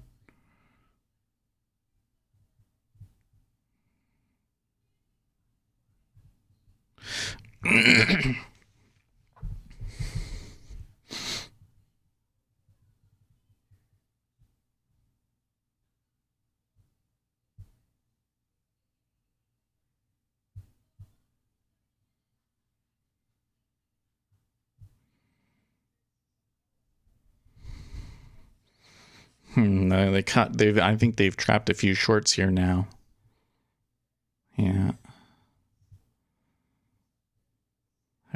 There was probably some stops in that.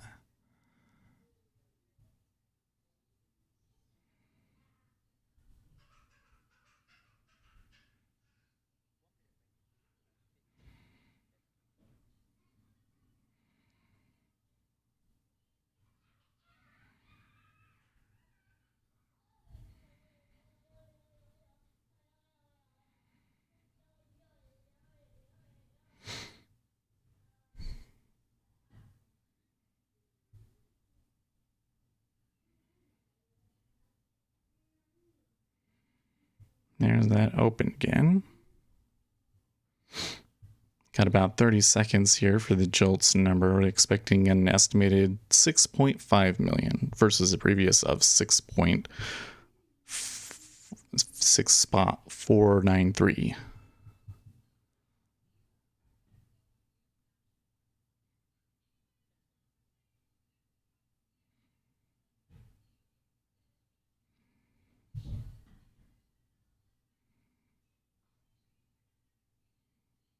Okay. 6.436 lower than forecast.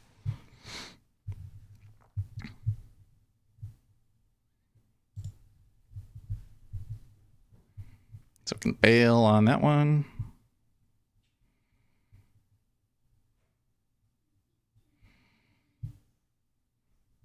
that's unfortunate if it goes.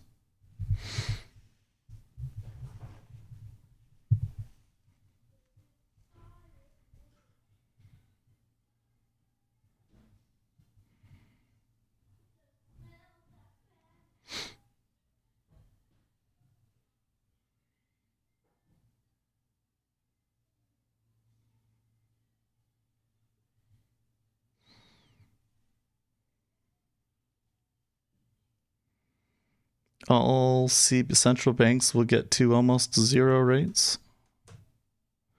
It's kind of interesting that we were talking about that and pushing that 1%, but I mean, for a while they were going for it, but it doesn't look like that is going to happen anymore.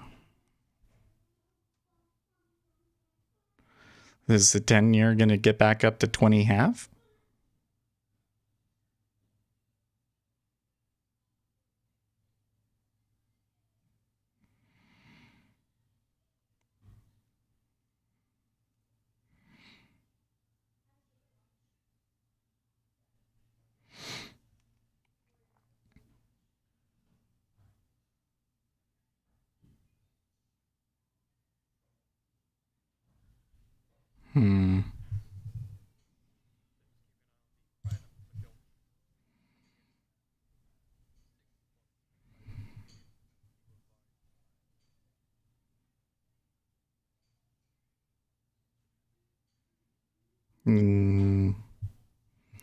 Pretty wavy here, huh?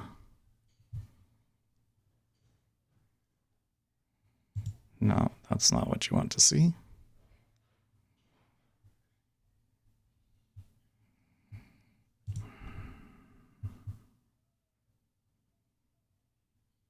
Of course.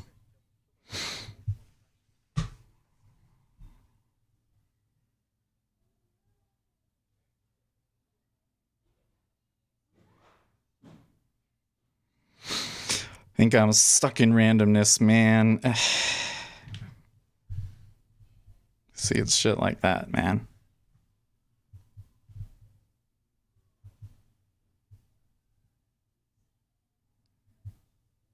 That's a little more like it.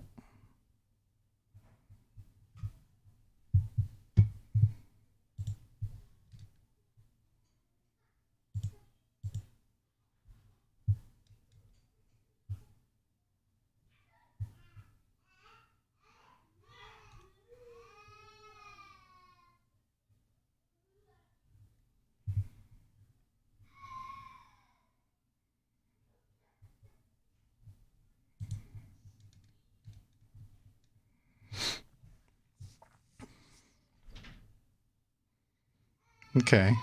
Well, that dropped down through the news, kind of give them a little bit more room. So if the buyers decide to really take it up here, I think that they could have a good run and maybe potentially break the regular session high.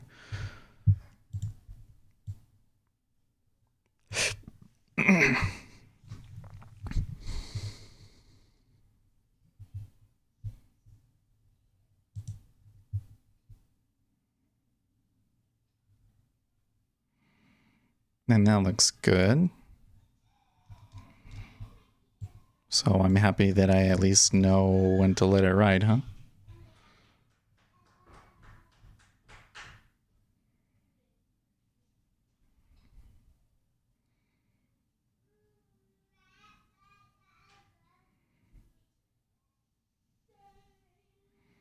Notice the treasury's not really pushing down super strong as the mini comes back up here to the high.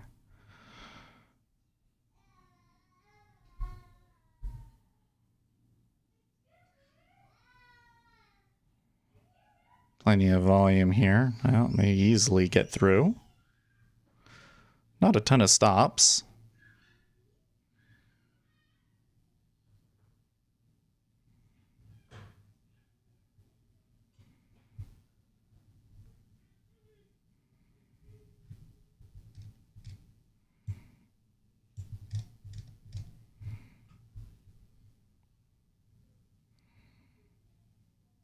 Oh, you know what?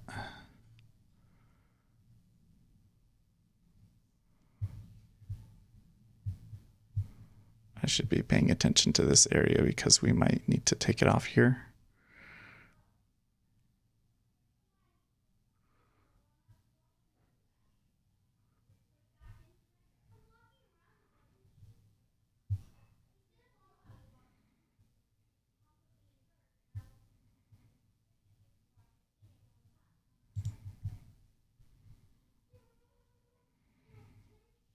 Okay.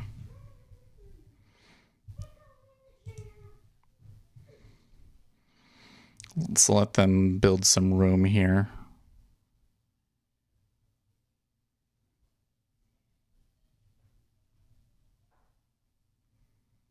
If crude gets to 41, you'll look to fade it. But it is at 41 right now.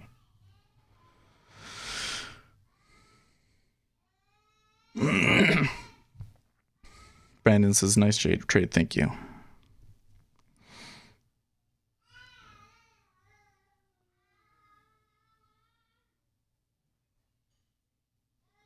I wish that I didn't have all those little losers in between.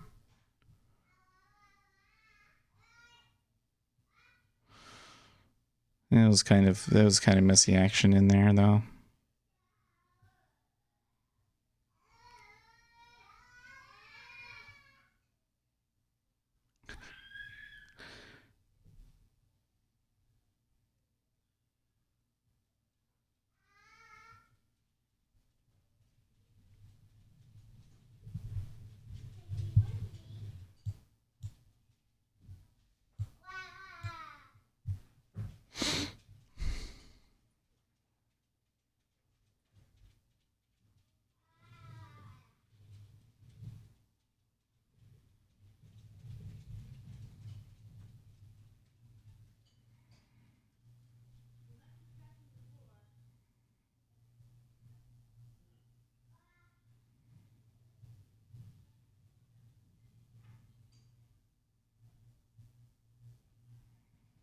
Okay.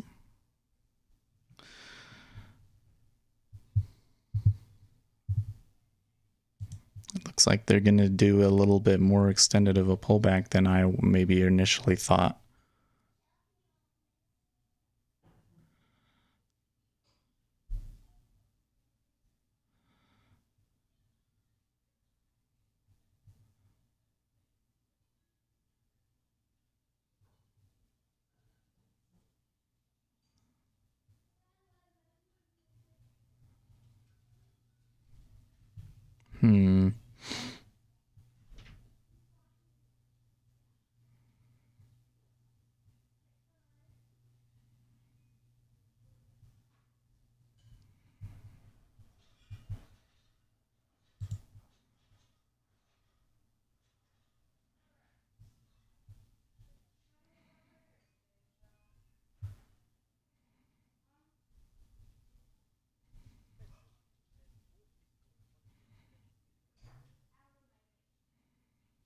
Okay. So a little more exciting on the upside, but not a ton of volume, and nor is it holding per se. Oh, look at that. Some of those in the micros are only clearing with one order.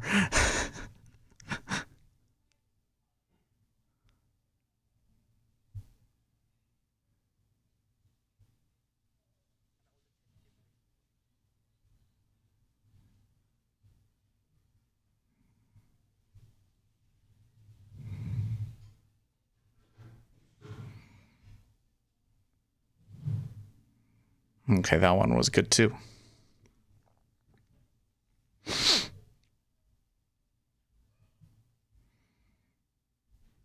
Should I let that one ride? Well, they're not immediately going.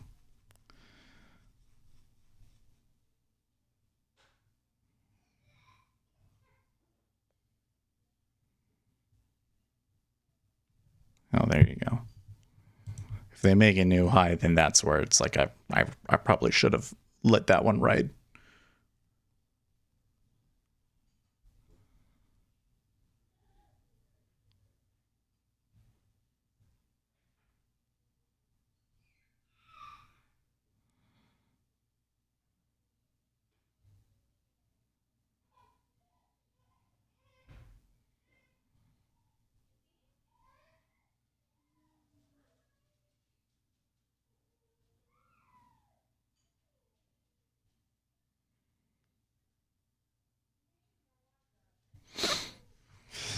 Yeah, feeling a little sleepy there. I'm probably a little overly focused. Maybe I need to stand up here a little bit. I'll just drink some more water, huh?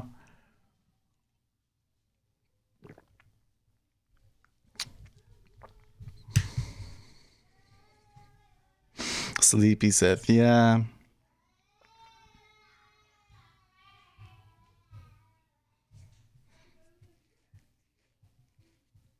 Well, it looks like they did break a new high, but only like just barely. So it still looks incredibly choppy, and it's quite a ways up there to get to the overnight high. In fact, at this point right here, we're still just as close to the overnight low as we are to the overnight high.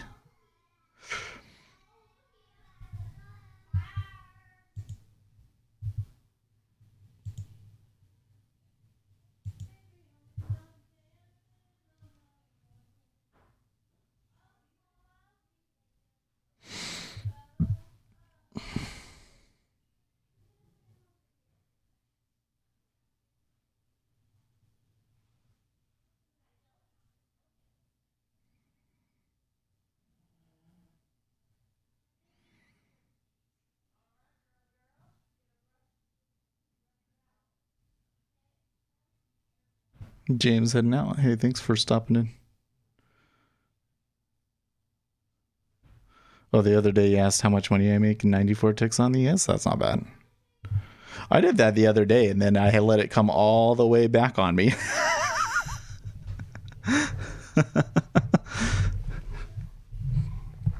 Oh my gosh, that reminds me. Somebody yesterday was asking me about another creator. Let's see here. Maybe they... yeah, he did respond.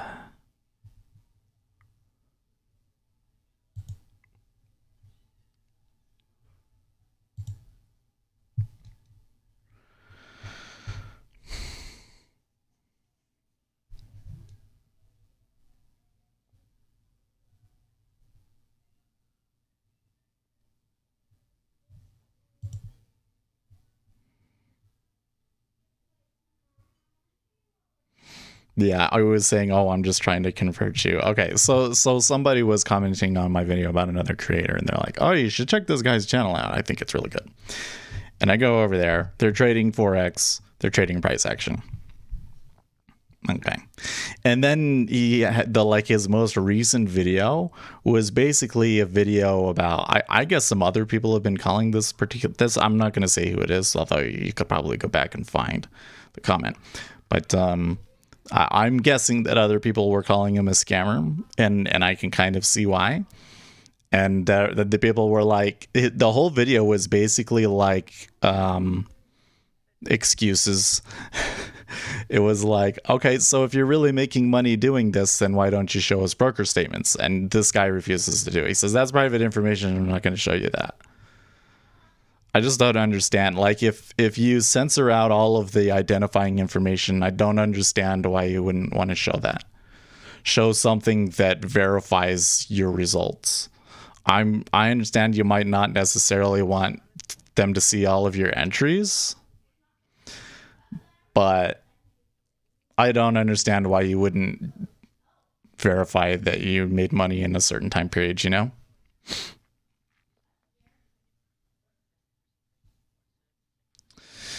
So it was like just all a bunch of excuses. And his whole argument was, he was like, well, you can just come here and I'll make calls and you can see that they work. And I was like, well, first of all, he's not doing anything. None of his videos that I could see were live, right? It was just like, you're not providing any reason for anybody to believe a single thing that you say. You're basically telling them that you have to take it on faith and trade your system, and then you'll find out.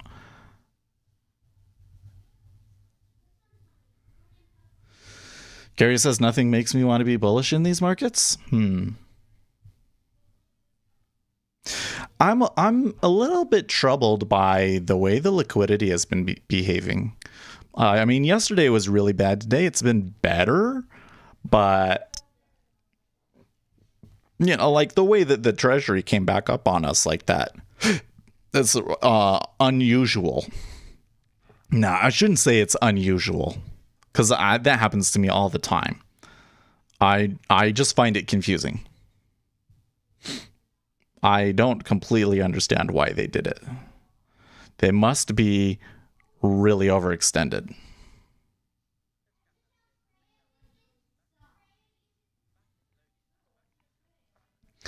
Yeah, Gorilla's saying try back testing. So it looks like you gave me some videos that I can watch that might be back testable. So if there is, then I'm definitely going to do it, because I'm always looking for those. Anything where somebody claims that they've got something and it's back testable is great. But I frankly, the one video that I watched, I really wasn't impressed. I heard a lot of excuses and a lot of, logical fallacies that are typically used to pull people in. I just feel like that if he was as successful as he claims, that he would be able to show some information about how his strategy performs to help you determine if it's appropriate for you or not. Like when you watch me in the E-mini, I think it's pretty clear that we're still working it out, first of all, and I don't claim to have any kind of long-term edge, right? But then you can also pretty clearly see the risk parameters, right? We're like risking 16 ticks and making 32 to 64.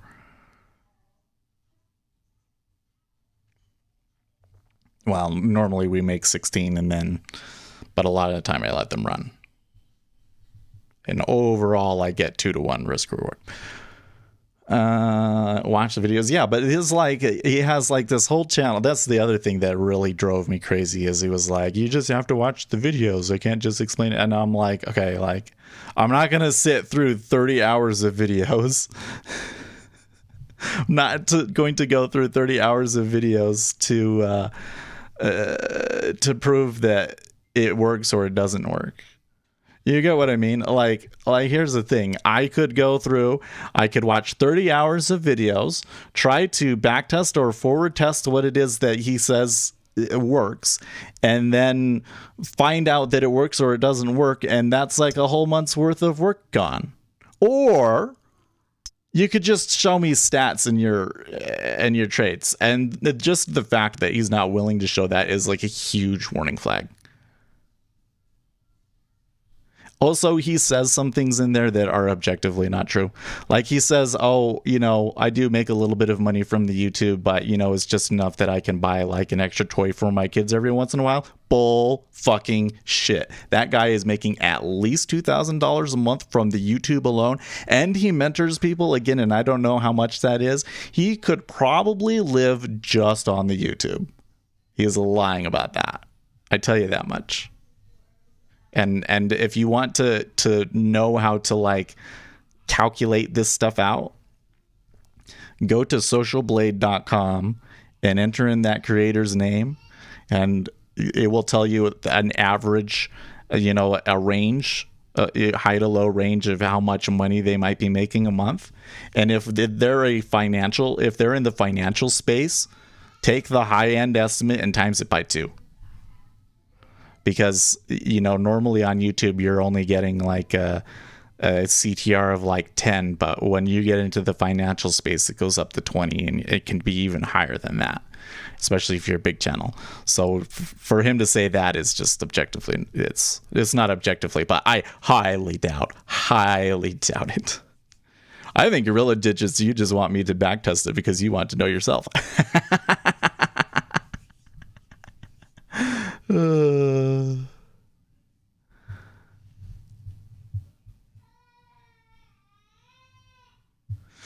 Live action says backtest that Gary Norman will say every day is different.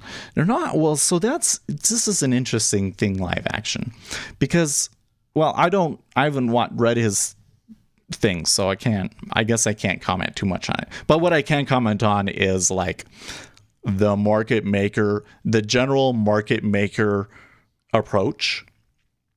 And I think that the general market maker approach is going to be that the thing that you're looking at to determine your decisions is what the liquidity looks like, right? So every day is different, but the metric that we really should be using to make our determination is liquidity, right? That's why I'm looking at it and I'm saying, okay, like they're putting 50s up on the E-mini. That's normal, I think.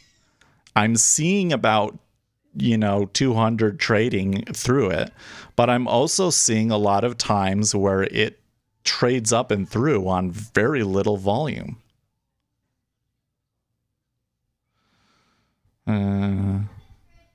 3504 for what?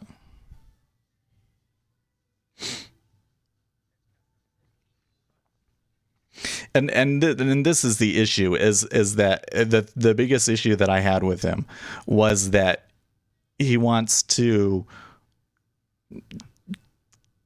you can't just look at one trade, like you have to look at how if it's a purely technical setup, which it looks like that's what he's doing. He's doing it in Forex, right? You're going to need years worth of data to show us how it works. So I'll go back and backtest it, but I have to say, so far I'm not impressed. And I guess I only go into that because I say, you're going to be out there looking, and I don't want to give people the impression that like every educator and every person out there that ever says anything is full of crap. I'm just kind of, I approach it like this. There are three types of edges. There is the discovery, the analysis, and the execution. Okay. And the edge that I believe the vast majority of retail traders appear to lack is the analysis section. They don't know how to look at a strategy and analyze it and say, what are the advantages and disadvantages of this strategy? Does it actually work?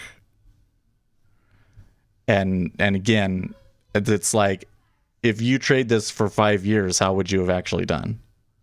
Because that's where I think things fall apart, is like when you trade it for 5 years and then you look at it and you're like, well, it's not worth it. You could have done this and you could have done just as well. 2K? No, I didn't say 2K a month to live on. I'm saying he's making at least, man, Gary must be behind. If you, I found a little trick, by the way.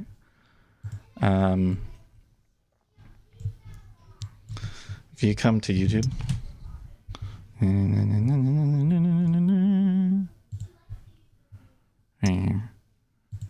can mute this. It's going here. Okay, so now I could like rewind it here and watch something later. So I could be delayed, right? But then if I click this live button, it catches back up to live. And then you have to refresh the page. So, Gary, you seem to be delayed by like 2 or 3 minutes. So click the live button so that you're caught up. But before you do that, you can listen to the response to your question, which was, he's making at least 2K a month from the YouTube. It could be even more than that. And when you add on top of that what he's probably making from mentoring and so forth, living high on the hung with YouTube money. There you go. Yeah, but like I said, if you go and you take the high end estimate and you double it, that's more about like what you get.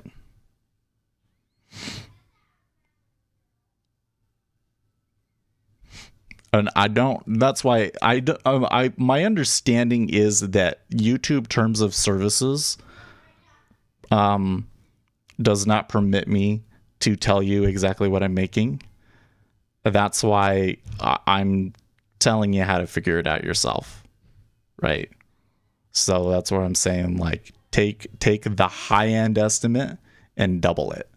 Because what they're doing is they're saying, oh, if he's only making $1 if $1 per 1,000 views, then he's making $64.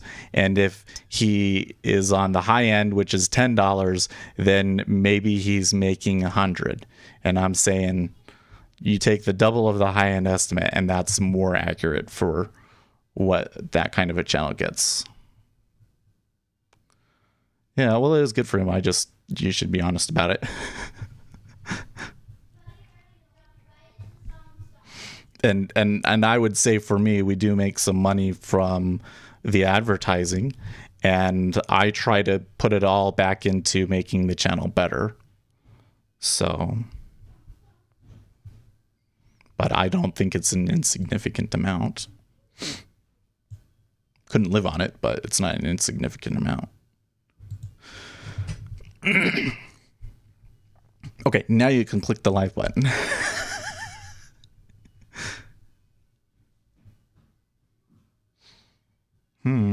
That turned back down pretty hard, didn't it? In fact, they're now at the stop out zone. Well, this is a really interesting situation that I've never seen, where the stop out zone, well, maybe I've seen it before, but I just don't recall, where we're at the break even for buyers, but we're well above the regular session high and the overnight high. I honestly think you do a good job. Well, thank you. I try hard. I mean, one thing that he did say that I thought was good was that he said, maybe I'm not your thing and you're going to find somebody else that does things a different way, and this is good and all of that. That's cool. It's just the problem that I have with the way that he's presenting things is that I feel like it discourages people from doing the proper analysis of a strategy. And the big thing that I'm trying to do, like the reason why I'm showing you guys all of these backtesting results on really simple strategies in my programming videos. One, because it's really easy to just show you like a simple strategy and how it works, and you can just look at the code. But then two, because then we go into the results and we say, okay, what do we learn about these results?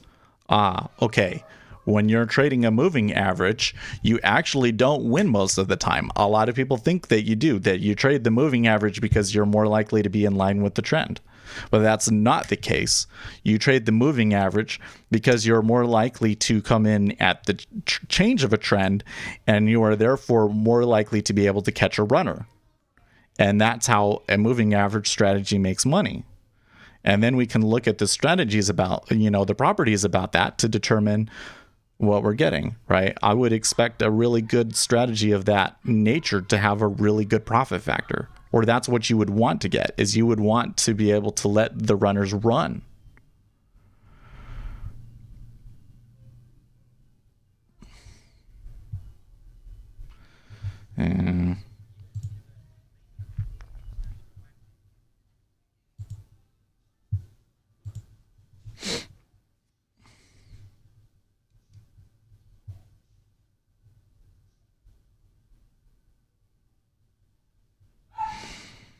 And these days are like the good old days of fun volatility moves. Yeah, you know what? It does. It feels a lot like, like 2017 and 2018 when the Donald Trump volatility really started to come in, right? It's funny because when that started happening, I was relieved, frankly, because of the range bound market that we had before that was really hard for me to trade. I hope that if we go back to a range bound market, I can trade it better. I believe that I can trade it better. But we haven't really gotten the right kind of market to really know for sure, have we?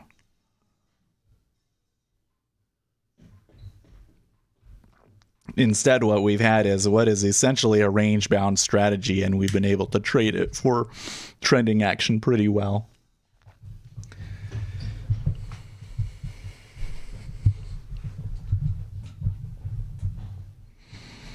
If it slows down, then back to dawn reading, says Greg. Yeah. I think yeah. Well, Well, it's not just DOM reading. I don't know if you've seen this part. I don't know if you've been around when I've talked about this, but using some information that I found somewhere, I kind of went and made my own variation of an inventory cost basis. So what I'm doing is I'm looking at the candlestick and doing some simple rules by saying this is adding to a position and this is removing from a position and so on and so forth. And that gives me these lines that suggest where the average buyer and seller are, their positions are. That's like the average, like the market as a whole. If you took all, the theory is that if you took all, everybody that has an open position long right now and averaged and took a volume weighted average of that it would be this line.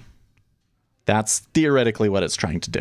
But it's a model. It's modeling it. So, of course, it's not going to be 100% accurate. But the market does seem to behave in certain ways around these areas. So right now, it looks like that they're in stop out mode. Like, well, beyond this, that means that the buyers are all losing money on average. Because whatever money they might have made going long from here is now canceled out by here. But on average, I guess they took their profits earlier than that. And hence, they have, and it doesn't look like it, in order for this to have come down the way that it did, there must have been a lot of pulling. Anyways, you get the gist of that. So the thing is that if it's based on people's current positions. So when is current outstanding positions going to be more useful in range bound action, right? So that's why I say theoretically. So when you take that kind of gives you the prices that you want to pay attention to, and kind of the zones, because then I know, okay, if we're below that, I'm looking for stop out exhaustion, right? I mean, if I see a stop out and they immediately start absorbing there, then that's one thing. But what I would much rather see is there's a stop out. There's not a lot of volume through here. I guess this is okay. I guess this right here is okay. And now we're up here and I'm seeing buyers come in. Now, when I look at the cumulative delta, I'm not seeing that yet. But that's the kind of behavior that I'd be looking to see there, is that the buyers are all out. So I want to see exhaustion. Right? Especially since today, I don't know, today seems pretty range bound so far. You think that they'll make this new low? They sure seem headed for it. Oh, look, they went down quick.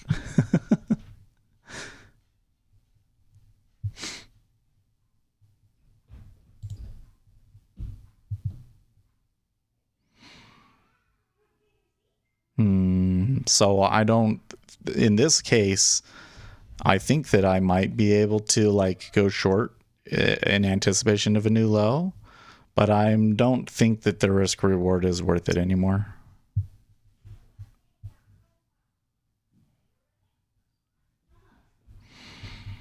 Maybe if it goes, I can kind of look at what I've got going here, and if they do break a new low, I wouldn't. They might be able to extend it down quite a bit, but at the moment, it doesn't look like they really have a lot of room to really push down too aggressively. And I like that the treasury is up there. There's a lot of volume.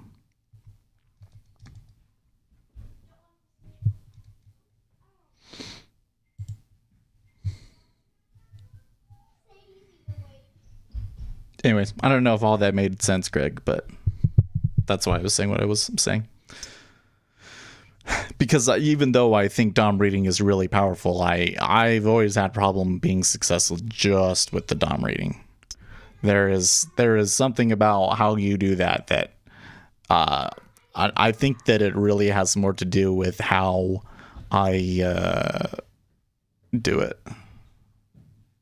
That it's not gonna, too likely to stop out essentially. And I think to do what to really read it and to make money just from reading the DOM, I think that I would need to be more of a, there's an area and my stop is well outside of that area, and I'm really likely to get filled in there, and probably need to read Gary's course or something. Okay, so there it goes.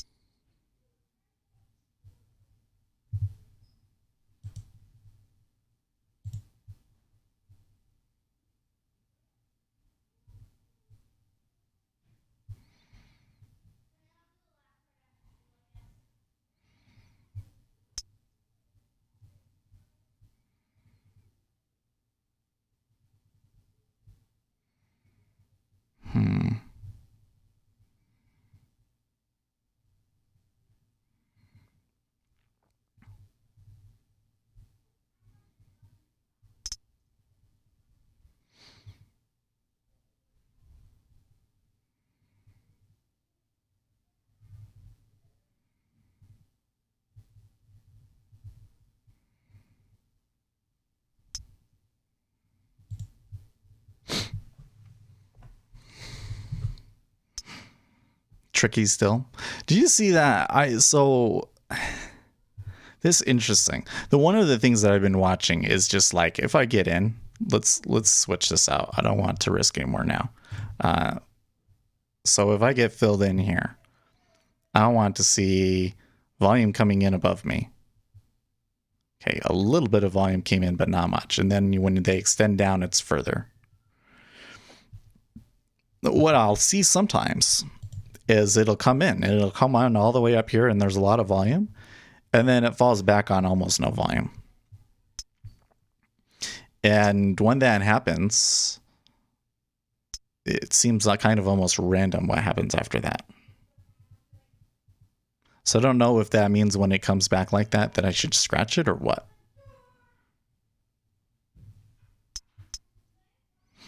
Ouch.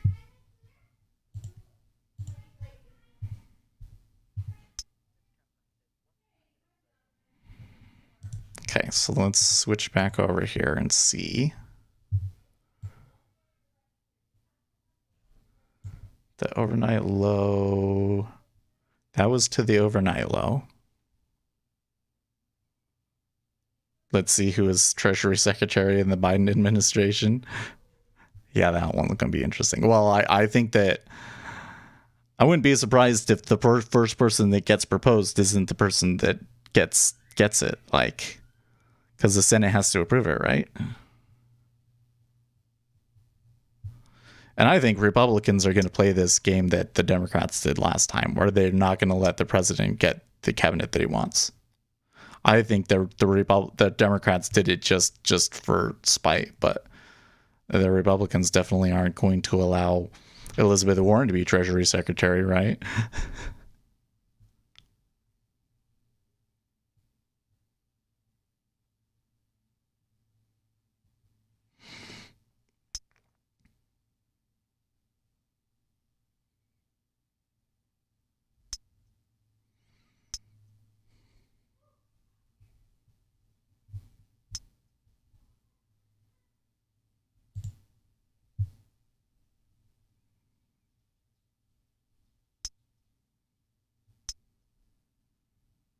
Yeah, see, that's like bad entry. Bad entry.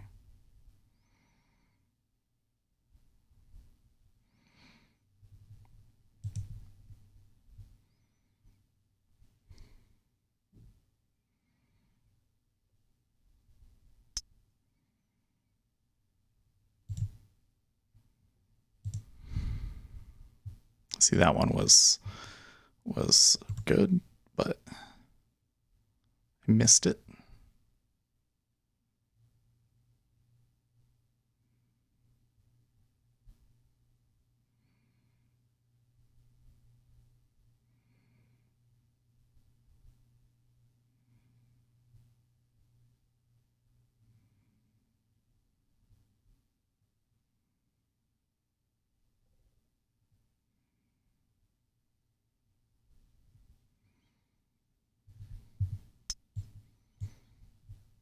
Oof.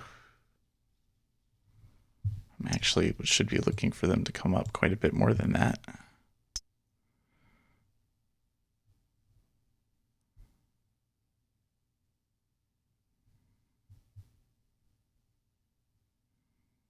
See, so those sorts of, you see where they're kind of climbing up, and then there was a goodish, and then, ooh, look at that. It's like the sweeps. How do you avoid the sweeps?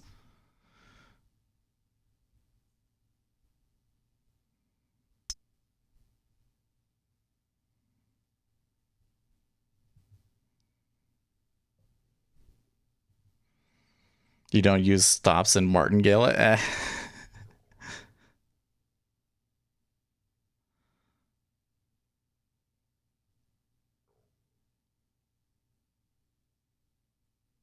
I would much rather just take a little stop, little stop, little stop until you get it, you know?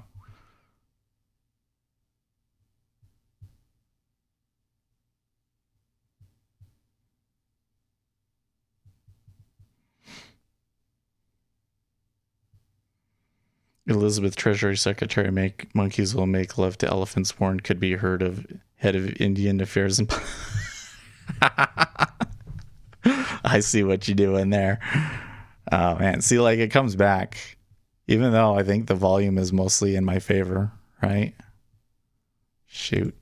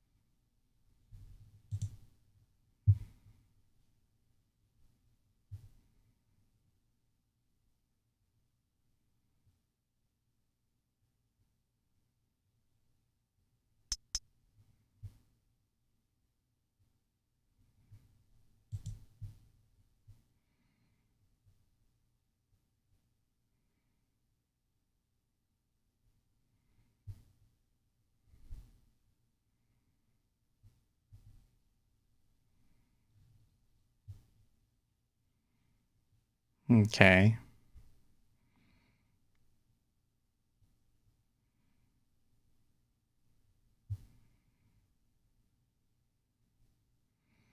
So it's like I can get the volume to be my way, like maybe by 100 contracts, right? But that's really easy to, holy shit.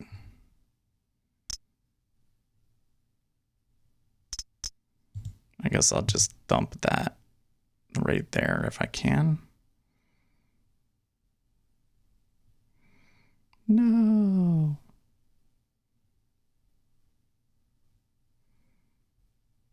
This is where I just feel like targeted, because if I stop doing it, you know it's going to reverse now, right?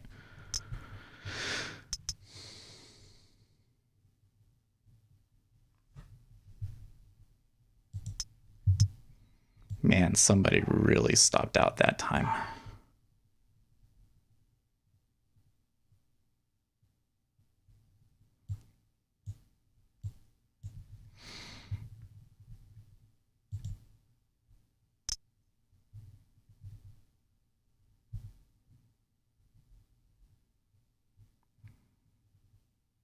Yeah, I thought that was the wrong spot, but we can do this and try that.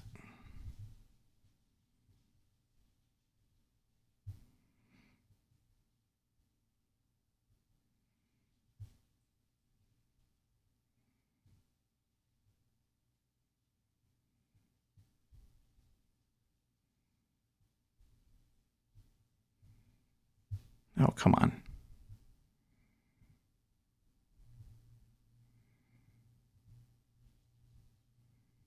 Okay.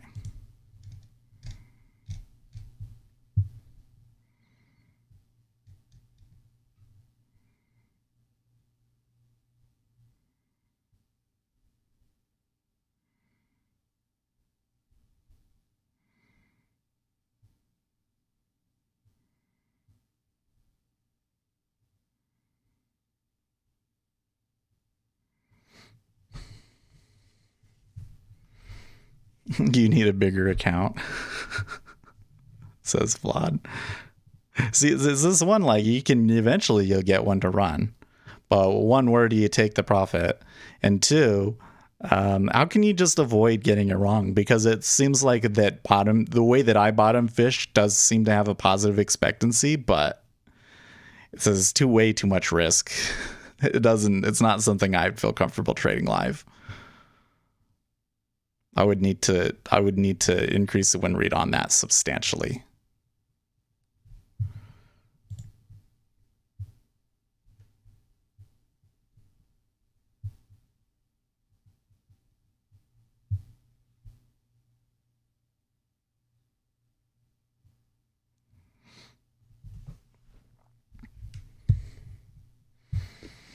Just watching it go a few ticks and Martin. Well, it's not just that.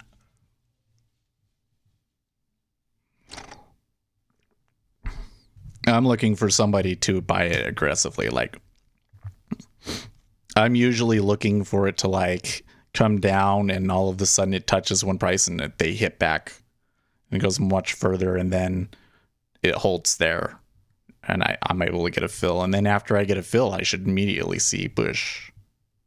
Kind of like I did this time. But then the issue is when it comes back like this is kind of annoying. Because I guess what's happening is that I will get the big sweep up in my favor, but it creates a liquidity vacuum. And you don't see it so much in the level 2, but you definitely see it when it comes back and it's able to come back so easily. Now there's quite a bit trading there at 12. 3512.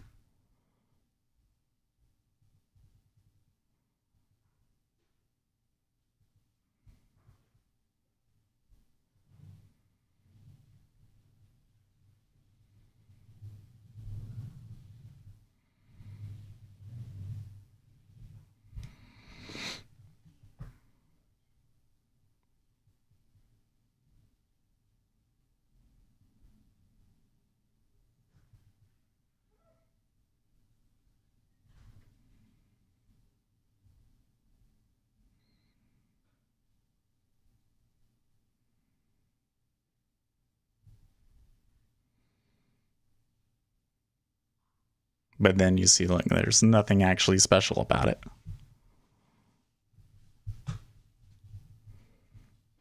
Because we appear to be in some kind of a liquidity vacuum. You're getting these slips. 16, 30, you know. It's rigged. It's not rigged. I'm trading in an area that I don't understand. Probably. The thing is I can kind of see the stops. Like we're beyond them though. That's the problem in this case. That's why I'm fading it.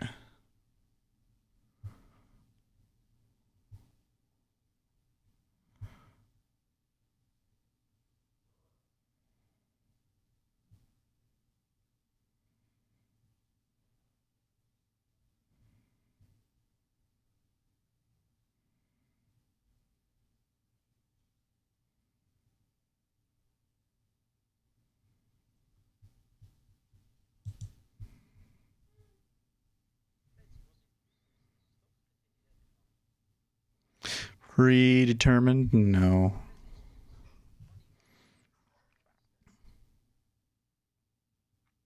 I think that when I look at my positioning indicator, I'm pretty sure a large institution has those same lines.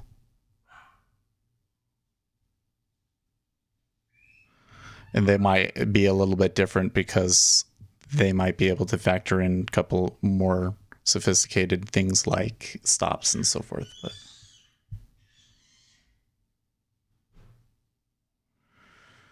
okay, so we did come back up above there. How come I'm not Oh, I never took a 1, 2, 3.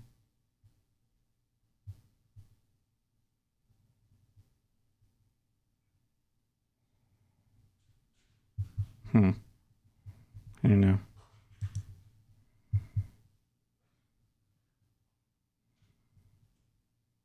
Look at that.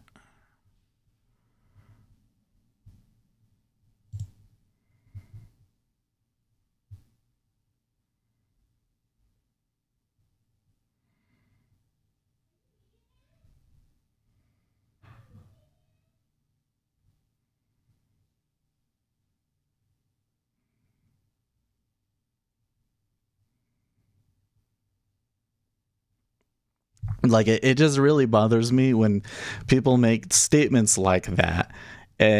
How can you possibly know that? What evidence do you have to support that that's what's happening? Because I can show you here on my number, here I have a model that suggests that that's why where those lines are.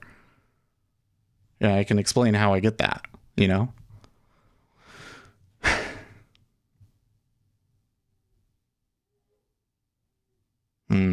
Why don't you backtest it for me, Gorilla Digits? Like, you're telling me to backtest it. You should have you not backtested it yourself?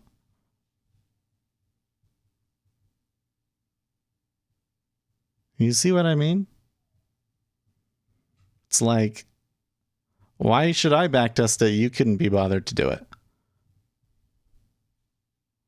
The fact that somebody is telling me, oh, it's like really great, but then they haven't actually done the real analysis on it just makes me like, well, you know, if somebody came to me and they're like, oh yeah, this system is really good, and I backtested it, and here I did this, and this, and then I say, this is a smart guy.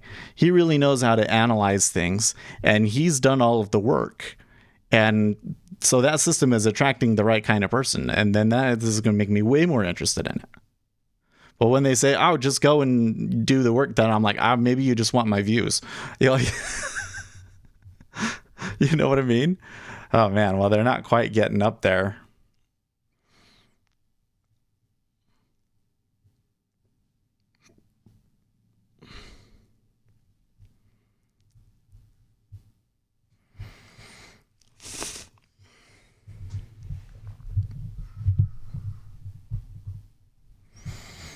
I mean, have you backtested it yourself?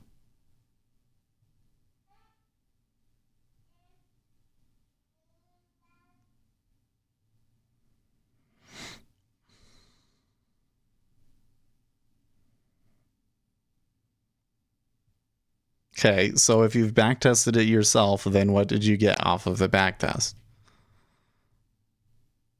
What was the win rate and the average winner and the average loser and stuff? 90%. Okay, so what was the average winner and the average seller?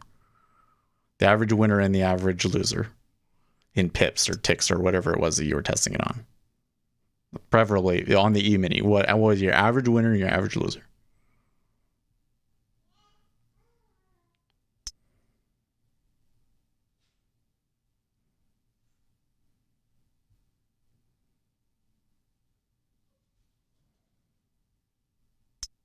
It's like I'm already know where this is going. I already know. You tell me 90%. Like I know where this is going, right? Your loser is going to be larger than your winner. That's like almost the only way that I've never seen it where you're getting 90% and they're equal or your winners are larger.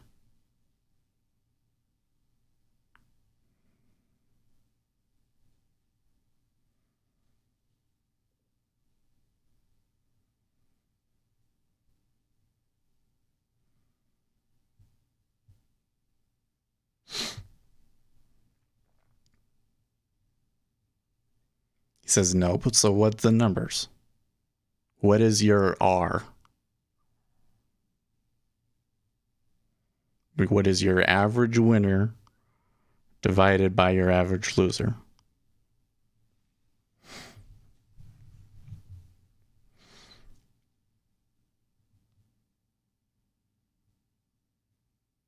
Okay.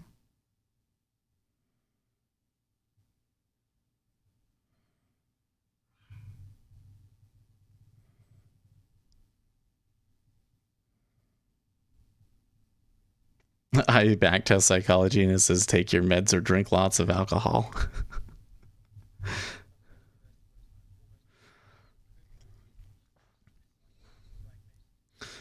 Well, the thing that I think is so funny is that 90% of the time, if you go and you backtest a strategy, what you're going to find out is that it's random.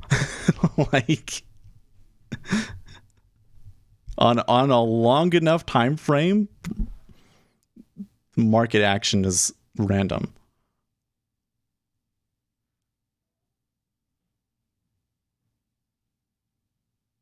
Why no automated system seems to solve this problem properly? Probably because they're not actually finding something that really has edge.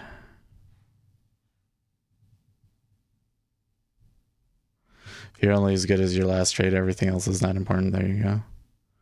I think that I've done, yeah. I definitely seem to have some like drawdown problems, right?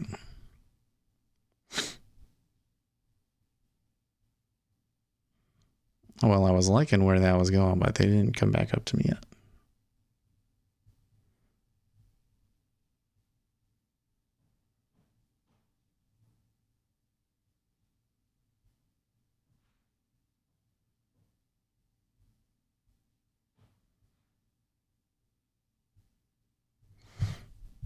You know, I want to go back when we touched that low. Man, where was it?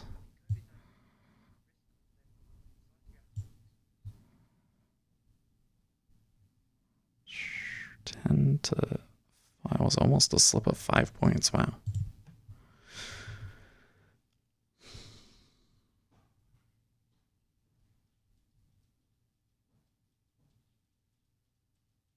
How much time do we have?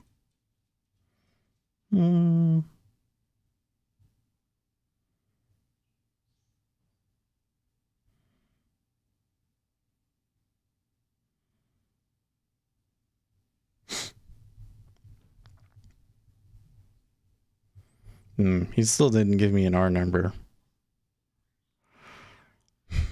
We'd almost have to be doing stop twice as far as your winner to get 90% though.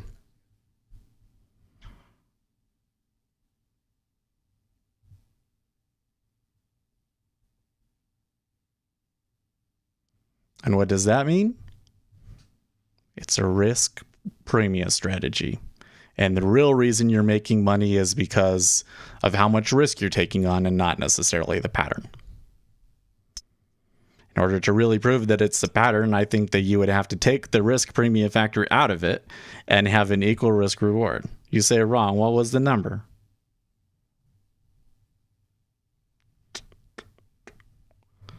See, here again is like, I don't think you understand how to convince a person that's using data or that's trying to use data and analyze that thing. That's none of your business. You're full of shit then, dude. Listen, here's how we do this. Let me explain to you. Let's let this go. Come on. Can we just, you know what? That's fine. I don't want to wait. I want to rant. And it looks like they're gonna, okay, fine. Okay. Here's how this works.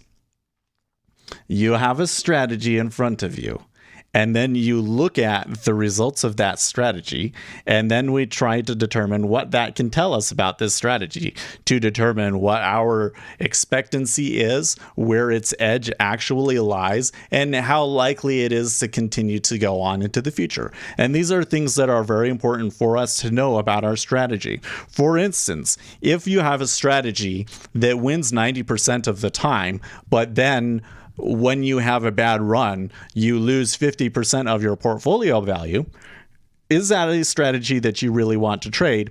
And at that point, the question would then be, is that really going to continue working into the future? Okay.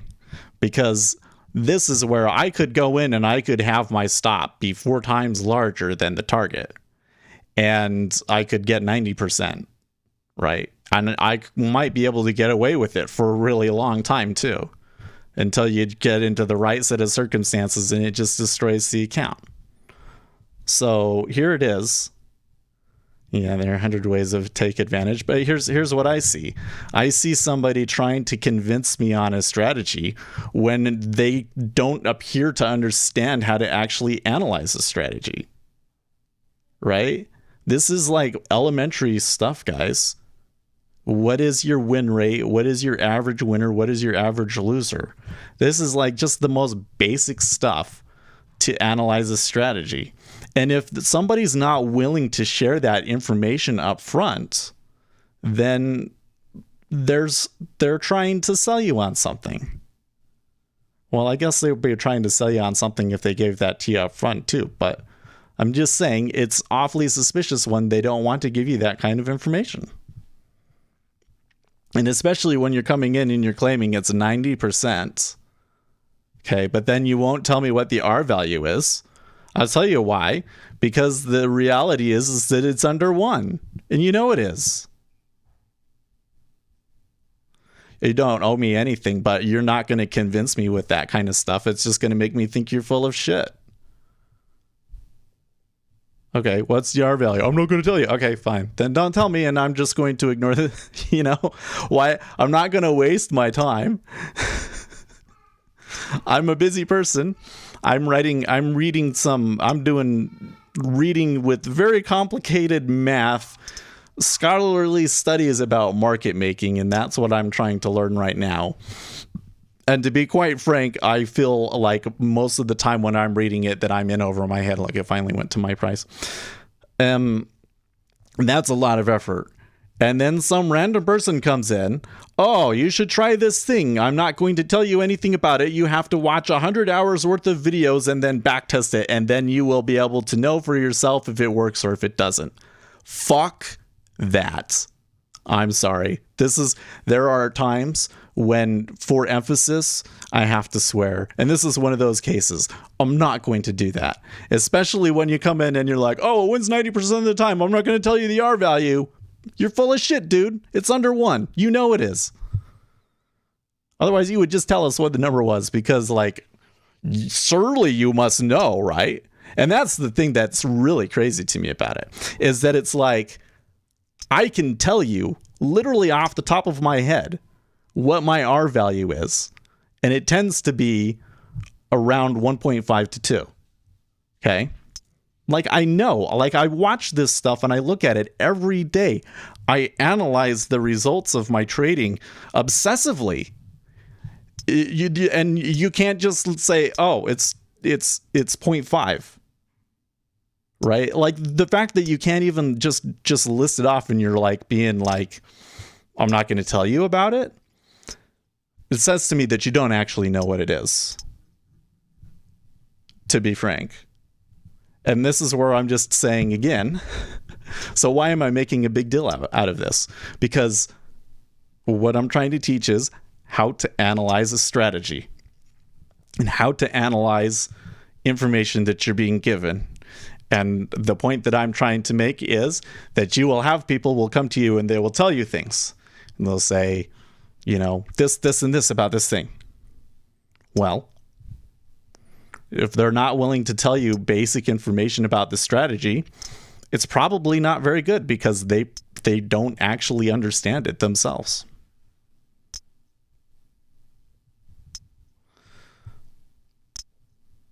With absolutely no clue. You can't even tell me basic stats about it, dude.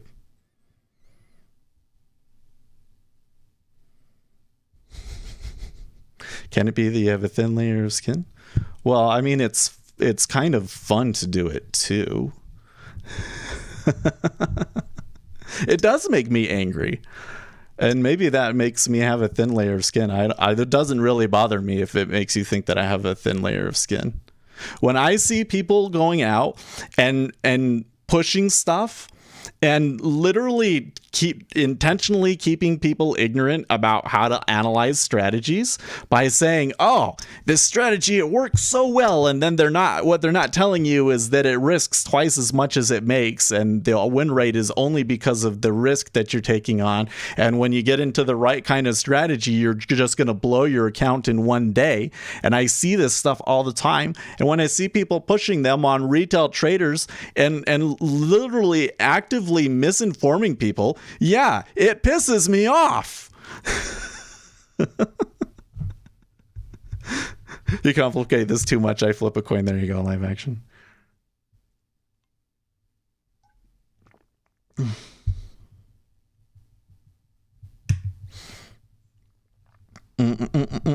What do you think about the Brian Watt style of trading, scaling in forever until? Well, I mean, I do that all the time, Chance, right? When I'm on my sim accounts, here's what usually happens to me on a bad day is I'll be like this move that we just had, right? Well, I mean, this is fair enough. Okay. Look, I took it 1, 2, 3, 4 times, lost $30 on it. And then finally I was like, oh, no. This is the one. This is the one. And then when it gets, I remove the target, I let it run, and it just goes. This one would have been just as, this one was close. Which one was it? There was one that, maybe that was earlier. This one right here should have been, I could have taken a profit on too. Like, I thought that this was the one. Oh, no, wait, that was way earlier today. That was the other down move. Anyways. But often what will happen is I'm well past the point at which I'm like, well, maybe it's not going to happen. I should stop. And then I'll see a stop run. And when I see that stop run, like I saw the close to the bottom there, it's always like, okay, that was different. That was really different. And now I see the volume holding it, and I see the buyers coming in, and I get in, and I can see people buying in above me, and it goes and it goes and it goes and it goes and it goes. And so if you martingale it, it seems to work. In fact, even without martingaling it, with just taking it over and over and over again, I've done this now so many times over the past 3 months. And ended up making more in the end off of the winner than I do off of the losers. Happens to me all the time. I'm not sure what it is that's like, what is it that I need to differentiate between this one and this one that really makes me want to take this one and not this one? You know what I mean?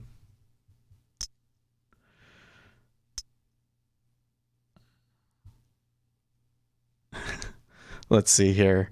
I used to watch this stream every morning. I've been through the gauntlet of every single type of trading and strats and algos. A couple of years in, I'm trying to figure out if day trading is real. Well, I think, Chance, that the thing that I would say to you is that the vast majority of us, despite best efforts, aren't going to make money.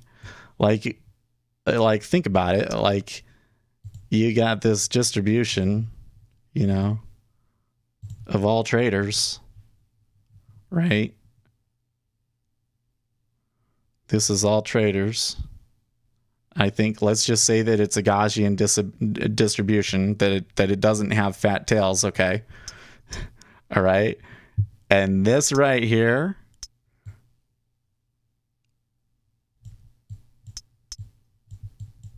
is break even. BREAK. I forget about having good handwriting, right? Only this percentage of people actually make money, right? Well, these guys, they're breaking even, and then it's only these guys up here that really make money, right? And the thing is like, when you go out on a longer time frame, these ones are the only ones that will make money consistently year after year after year, and it's literally like 1 to 5%. And how are they doing it? And maybe it's insider trading, who knows? But that's where it's just like, it particularly what the majority of us are trying to do. Like, the idea that you want to be the insider trader, just don't do it with any illegal information, I think is a great way to trade, right? Listen to a news squawk, read a lot of news, find a situation that the market doesn't appear to have priced in that's like breaking, and then trade into it before the rest of the market finds out, and watch it go. That's a way of trading, being an informed trader. Because when I look through almost every back test that I've done from a technical perspective, you're not any kind of an edge that seems to appear, the market arbitrages it away. Just the fact of you trading it reduces it. And it seems like just like one person doing it shouldn't make a big difference, but apparently it does. So tired of the industry as a whole, but love trading, so I'm trying to work out my own style. Well, good. And I'm glad that you still come in and watch, Chance. because I don't have all of the answers. Like, I can only tell you like my opinions and what I'm trying to do, and explain why I'm trying to do it, and show you how I'm doing with it. That's like the best I can do, right? And I've had periods of success, but I'm not like, even a quarter as consistent as I really feel like I can and should be. So is that my own fault, or is it just that some of the edges that I'm doing really are, like what I think I see in the order flow really is random? I don't know.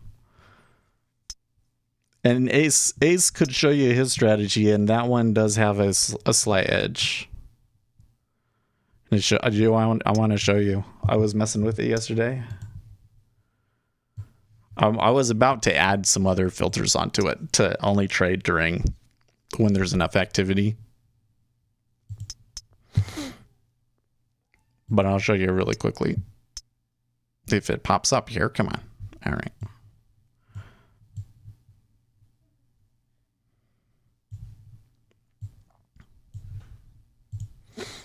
I have like 5 versions of it now.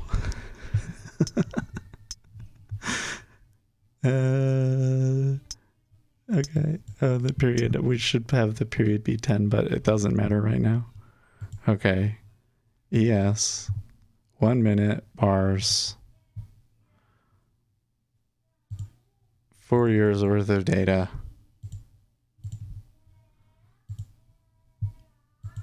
And I'm only going to use basically when I'm streaming. Should probably change these to include the 9:30 hour. Okay, include commission, run 4 years of backtest. If the market arbitrages things away, why bother trading? I feel that's a mute argument. Well, but that is kind of my point. Is that if you're, my point is that it doesn't arbitrage everything away, but I think that it arbitrages everything technical away. So yeah, that's why I think that trading purely off of technicals unlikely to make money. There's something wrong.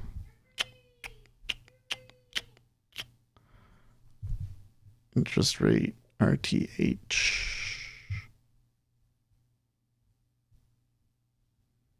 It's not factoring in the commissions for some reason. Oh, you know why? It's because I want like a higher armed threshold. There we go.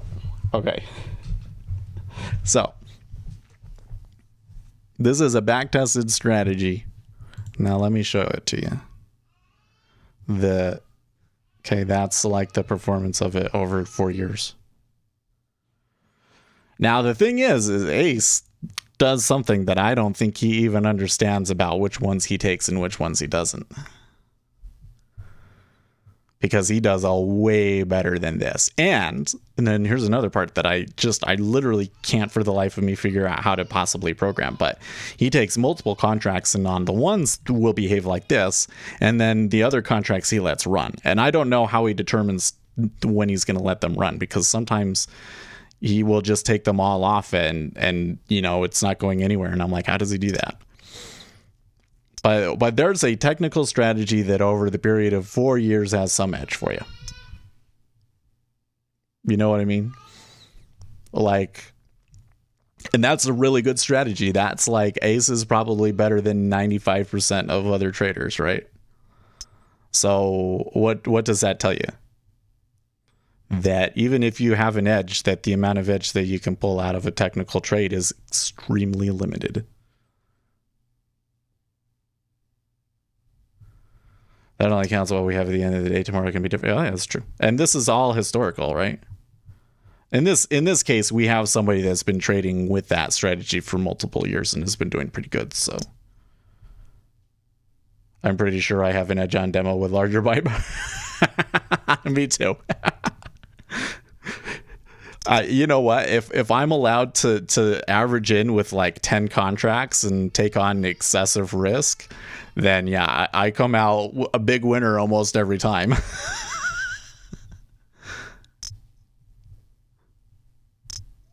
Learning to trade is like being in hell, but I never have been to hell. There you go.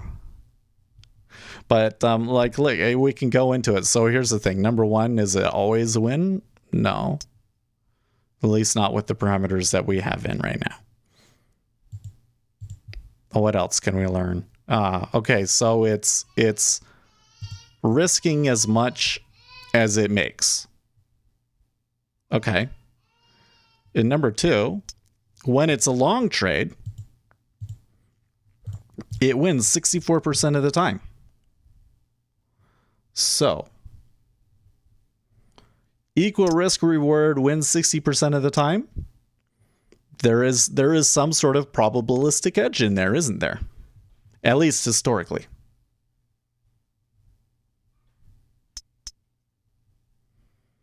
You know what I mean? There you go. There is some edge to Ace's strategy, and I think that if I put some more filters in, I can probably make it better and auto trade it. Now I have another strategy that I've actually been able to get to backtest way better. I actually have a strategy that every time I go and backtest it, I get a profit factor of 2.5. And that one was based kind of on how I trade, but it's doing some technical analysis on the order flow that I don't necessarily do. It was just like trying to emulate what I do. And yeah, that one, every time I backtest it, it has a profit factor of like 2.5, but they changed something in NinjaTrader. And so now when I try and run it, it just freezes up. It seizes up and like you can't do anything. I think what I'm going to do is I'm going to add more RAM to my machine and see if that helps. And then I could do a little bit more backtesting on it. I forgot to turn them on today because I was able to figure out how to get it to run. Why is there a stop up there, by the way? I'm surprised that's up there. Okay. So anyways, that was a fun rant. Yeah, take small profits early. Yeah. The market it's true that it's going to give you $4. Well, 4 ticks. The question is it going to give you the 4 ticks before it gives you -4?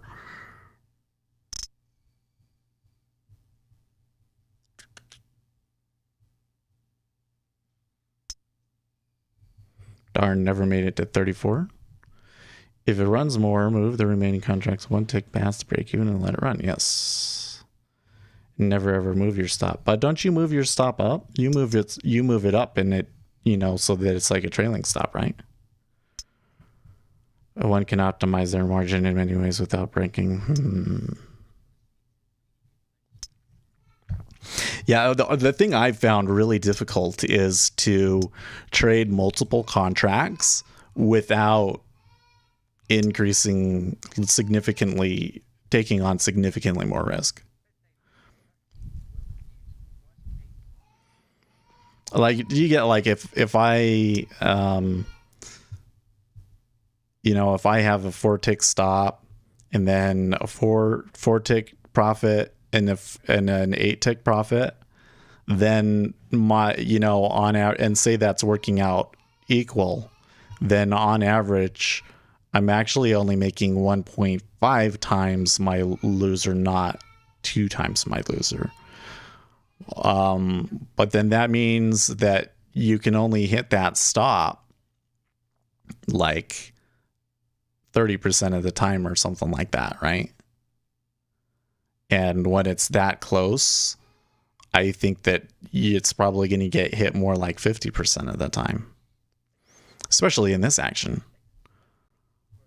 That's why I'm surprised that he's still running as tight of a trade as he has been.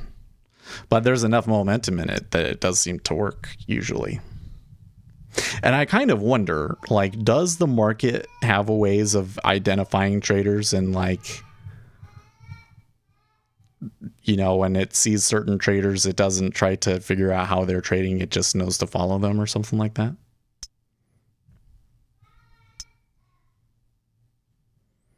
Yes, once it moves my way, I mean, sometimes for some reason I can't figure out how I will sometimes move my stop further away, and so when it does get hit, I've left a crater. Yeah.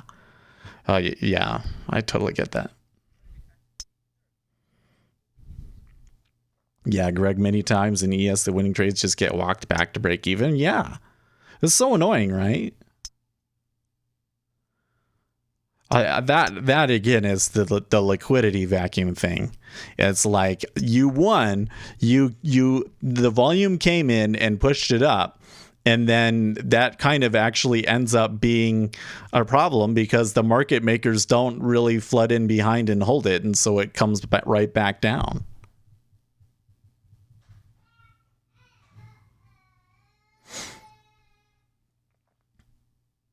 It's frustrating. Overall, I've been doing okay.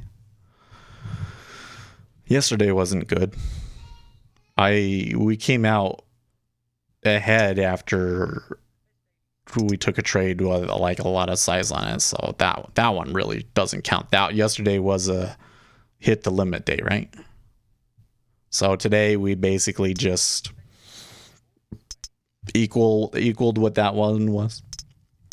And in the treasury, we really should have taken our profits down at 14.5, but of course that didn't happen. I let it come all the way back on me. I don't know what to do about that in the treasury, where it's like, how do I know that the liquidity is not going to hold through that whole area back to know that I should really just hit into 15 and be done? Because as far as I knew at that point, it was only going to come up 2, and then they were going to keep pushing down to 5.0, maybe. Nope, instead it should have been along there.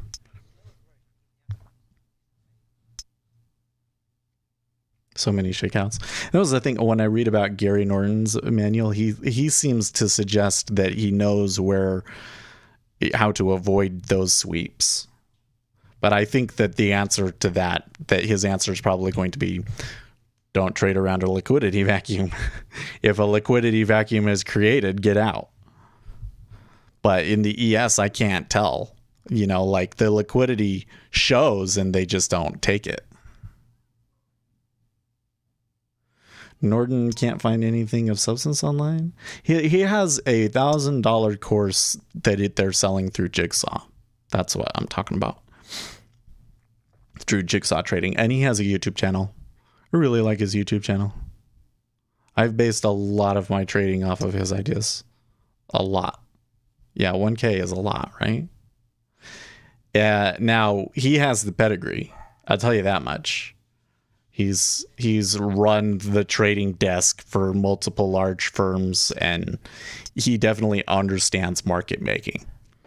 I think it may be the case that the kind of like what he used to do got taken over by robots for sure. But he says that there's still ways that you can trade it just against retail traders and make money. I don't know how he does that. 1K doesn't seem like a lot for the Holy Grail. I don't think it's a Holy Grail. I don't think the Holy Grail exists.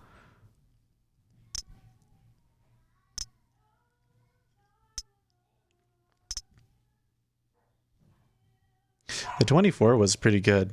So remember, I was trying to take it off at 21 and I decided to take it off. I was going to take it off around 24 no matter what. But they made it quite a bit further than I thought they would.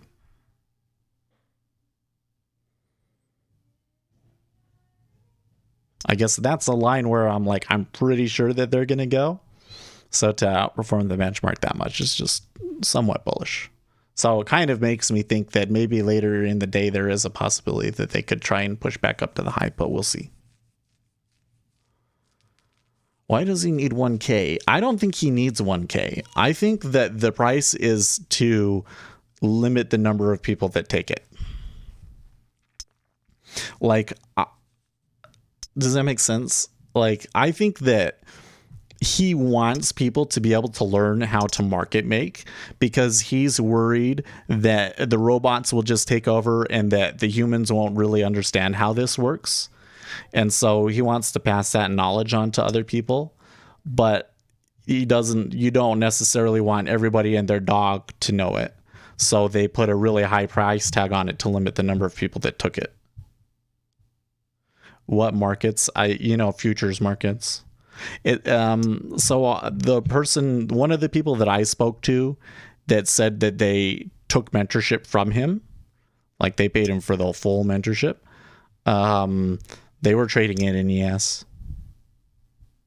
They were trading it in ES, and they were taking I think that they were just taking 1 point and trying to win 70% of the time was how they were doing it. And I tried it once, and one day I was able to get 70%, and then the other days, and I was just like, well, let's just trade with 1 point and 1 point and watch the order flow and see what happens. But that didn't work after trying it for 2 weeks. So I would have to read his course, and maybe someday we will. That's where it's like, if the YouTube channel continues to grow, then probably what I will do is spend money on those courses and review them, and so that you guys can get a good idea of them. Because I think the thing that people don't do is there might be edge in a course, right? But how do you know or explain what the edge is without actually telling them what the edge is? You know what I mean?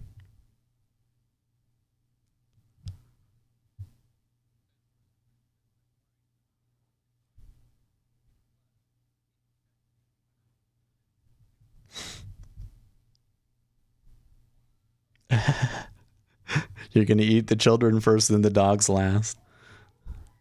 Man, there was posts on Zero Hedge. So you got to realize that on Zero Hedge that a lot of the time they're reposting articles from other websites. So always look up at the top and see where the article came from. But there was a couple of stories on there the past few days that were straight up saying hoard all of the food that you can because it's going to get really bad this winter. And I'm like, oh geez. You never know, I guess. But whenever I hear that, that just sounds a little alarmist. Instead of wasting money on a course, you need a hair and makeup girl. Well, that was another thing that, you know what, man, if I could pay a young high school graduate to read the chat and keep track of chat and a couple of other when you're a floor trader, you would have the what do they call them? Not secretaries. What do they call that? You'd be the runners, the ones that would calculate out what their position, how much they had actually made, or the clerks. That's right. Quant. Thank you. Clerks. Yeah. If I could hire a clerk for myself and they would do some of the clerkly things, like watching my risk and telling me when I need to stop trading, or and helping to manage chat and read out the messages to me, I would totally do that. I think that'd be totally worth it. And I'd tell them I'll pay you a monthly fee, I'll pay you a monthly wage plus all YouTube tips or something like that. Does she have to be young? Oh, you know what? I think that it would. The person that would be right for the job, it wouldn't necessarily have to be a girl, and wouldn't necessarily have to be somebody young, but it would have to be the person that you guys enjoy the most, because you'd be interacting with them a lot, right? That thing in the chair is scary. What is it? It's a Pokemon. You know what's so funny about these things in the background is I put them there to see if people will even notice. And a lot of the times you guys don't, because I know that you don't look at the video very often. But then the thing is that then it's it's been there, and I'm okay, we'll just leave it.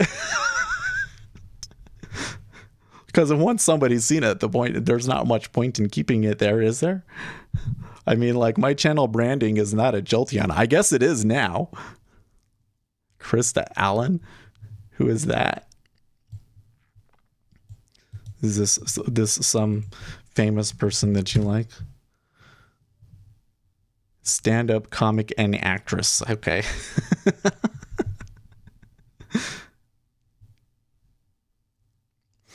It would be, I think the other qualification that I would have to have for my clerk would be that it would have to be somebody that is willing to argue with me and not feel bad about it afterwards. You know what I mean? Like the kind of person that can argue like really hard, and then when the argument is over, they're like, you know, everything's okay. We know what the situation is, and it's okay to argue, and you know, so because that's just kind of me, right? Like a lot of you guys are in here, you know, I've argued with you before, and you understand that that's just, you know, we're obligated to test each other, right? Put the kids to work. I would. I think they need to be a little older. And they'd only be able to do it in the summer. But like, I don't think that any of those three would have the attention span to sit here and do this for 2 hours every day. I don't think I could even get them through one session.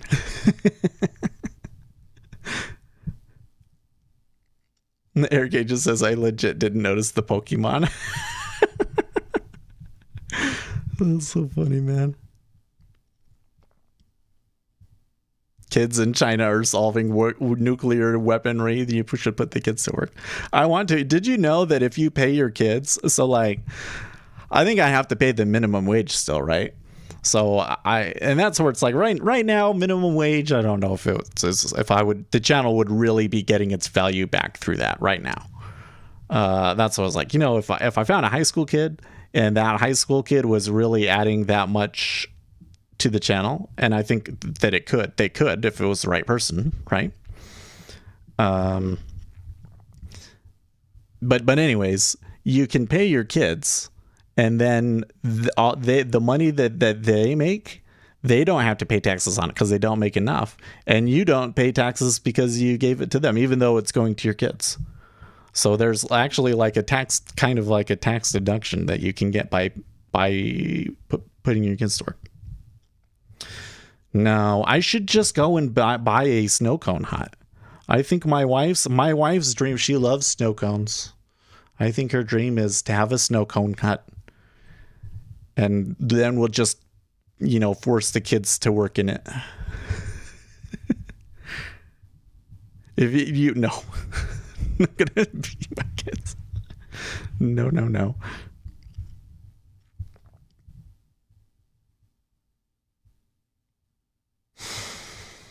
Okay, so what should we call today's video?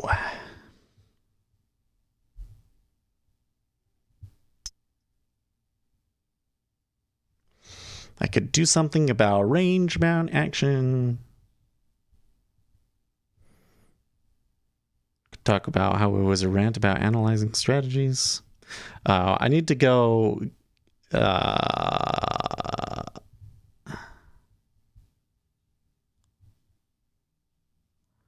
Oh, well, I wasn't sure what Gorilla Digit's call was. He gave us a number. I don't know if that meant that he was short and was expecting it to go down to that area.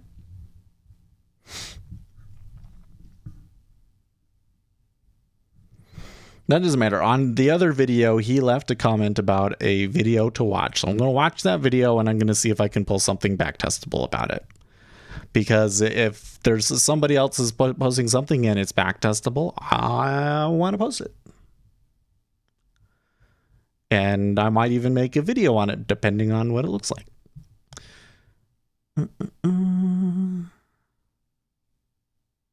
Yeah, well, the way that he was, so the channel that he was talking about is Inner Circle Trader, but he was kind of defending it almost like it was him, don't you think? That's the thing that really weirds me out about it, is I would expect that kind of like evasiveness from the creators, because I see that all the time, but not from somebody that's tried it and thinks that it works pretty okay. And that's where I'm like, I don't feel like the majority of retail traders really understand how to analyze their strategy.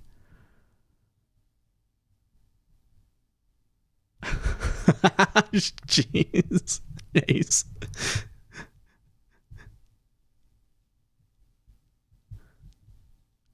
Wait, make sure to wear a sexy dress and push up the ladies. Oh, right. I mean, if I had a female assistant, I'm sure that would get lots of views, I'm sure. But no. I wouldn't do the diversity hire or the hire something. They'd have to understand what's going on and they would have to help me, right? My wife would be amazing at it if she could sit and watch me, but she's got other stuff to do. Maybe someday when all the kids are gone, in 20 years from now, we'll make her do it. Okay. I lost track of what I was doing. Oh, we were talking about what to name it.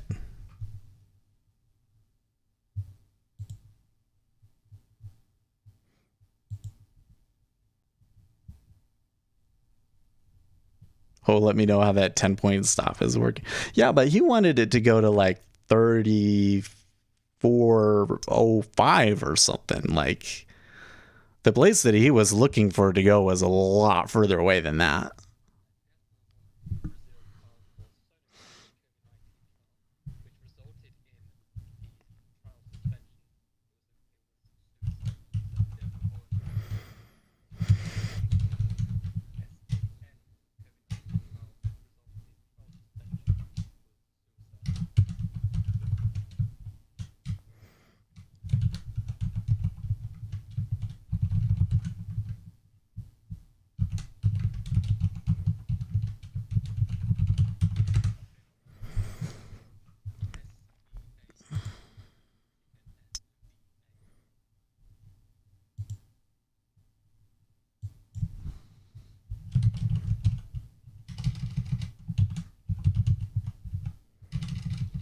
Say rotation to value in Choppy session.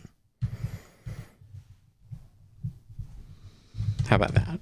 Rotation to value in Choppy session, is that the best that we can do? I don't know. That's probably like the best that like I'm thinking about when I'm going back and I'm going to try and find this day. That's what I'm going to be thinking is like, I know that they were rotating to momentum or out of the momentum stocks and into the value stocks, and it was fairly choppy.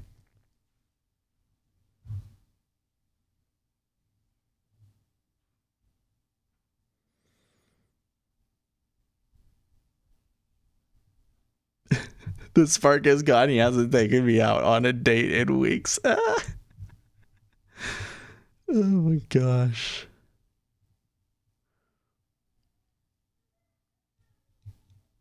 Okay, guys, I gotta get going. I will see you guys tomorrow.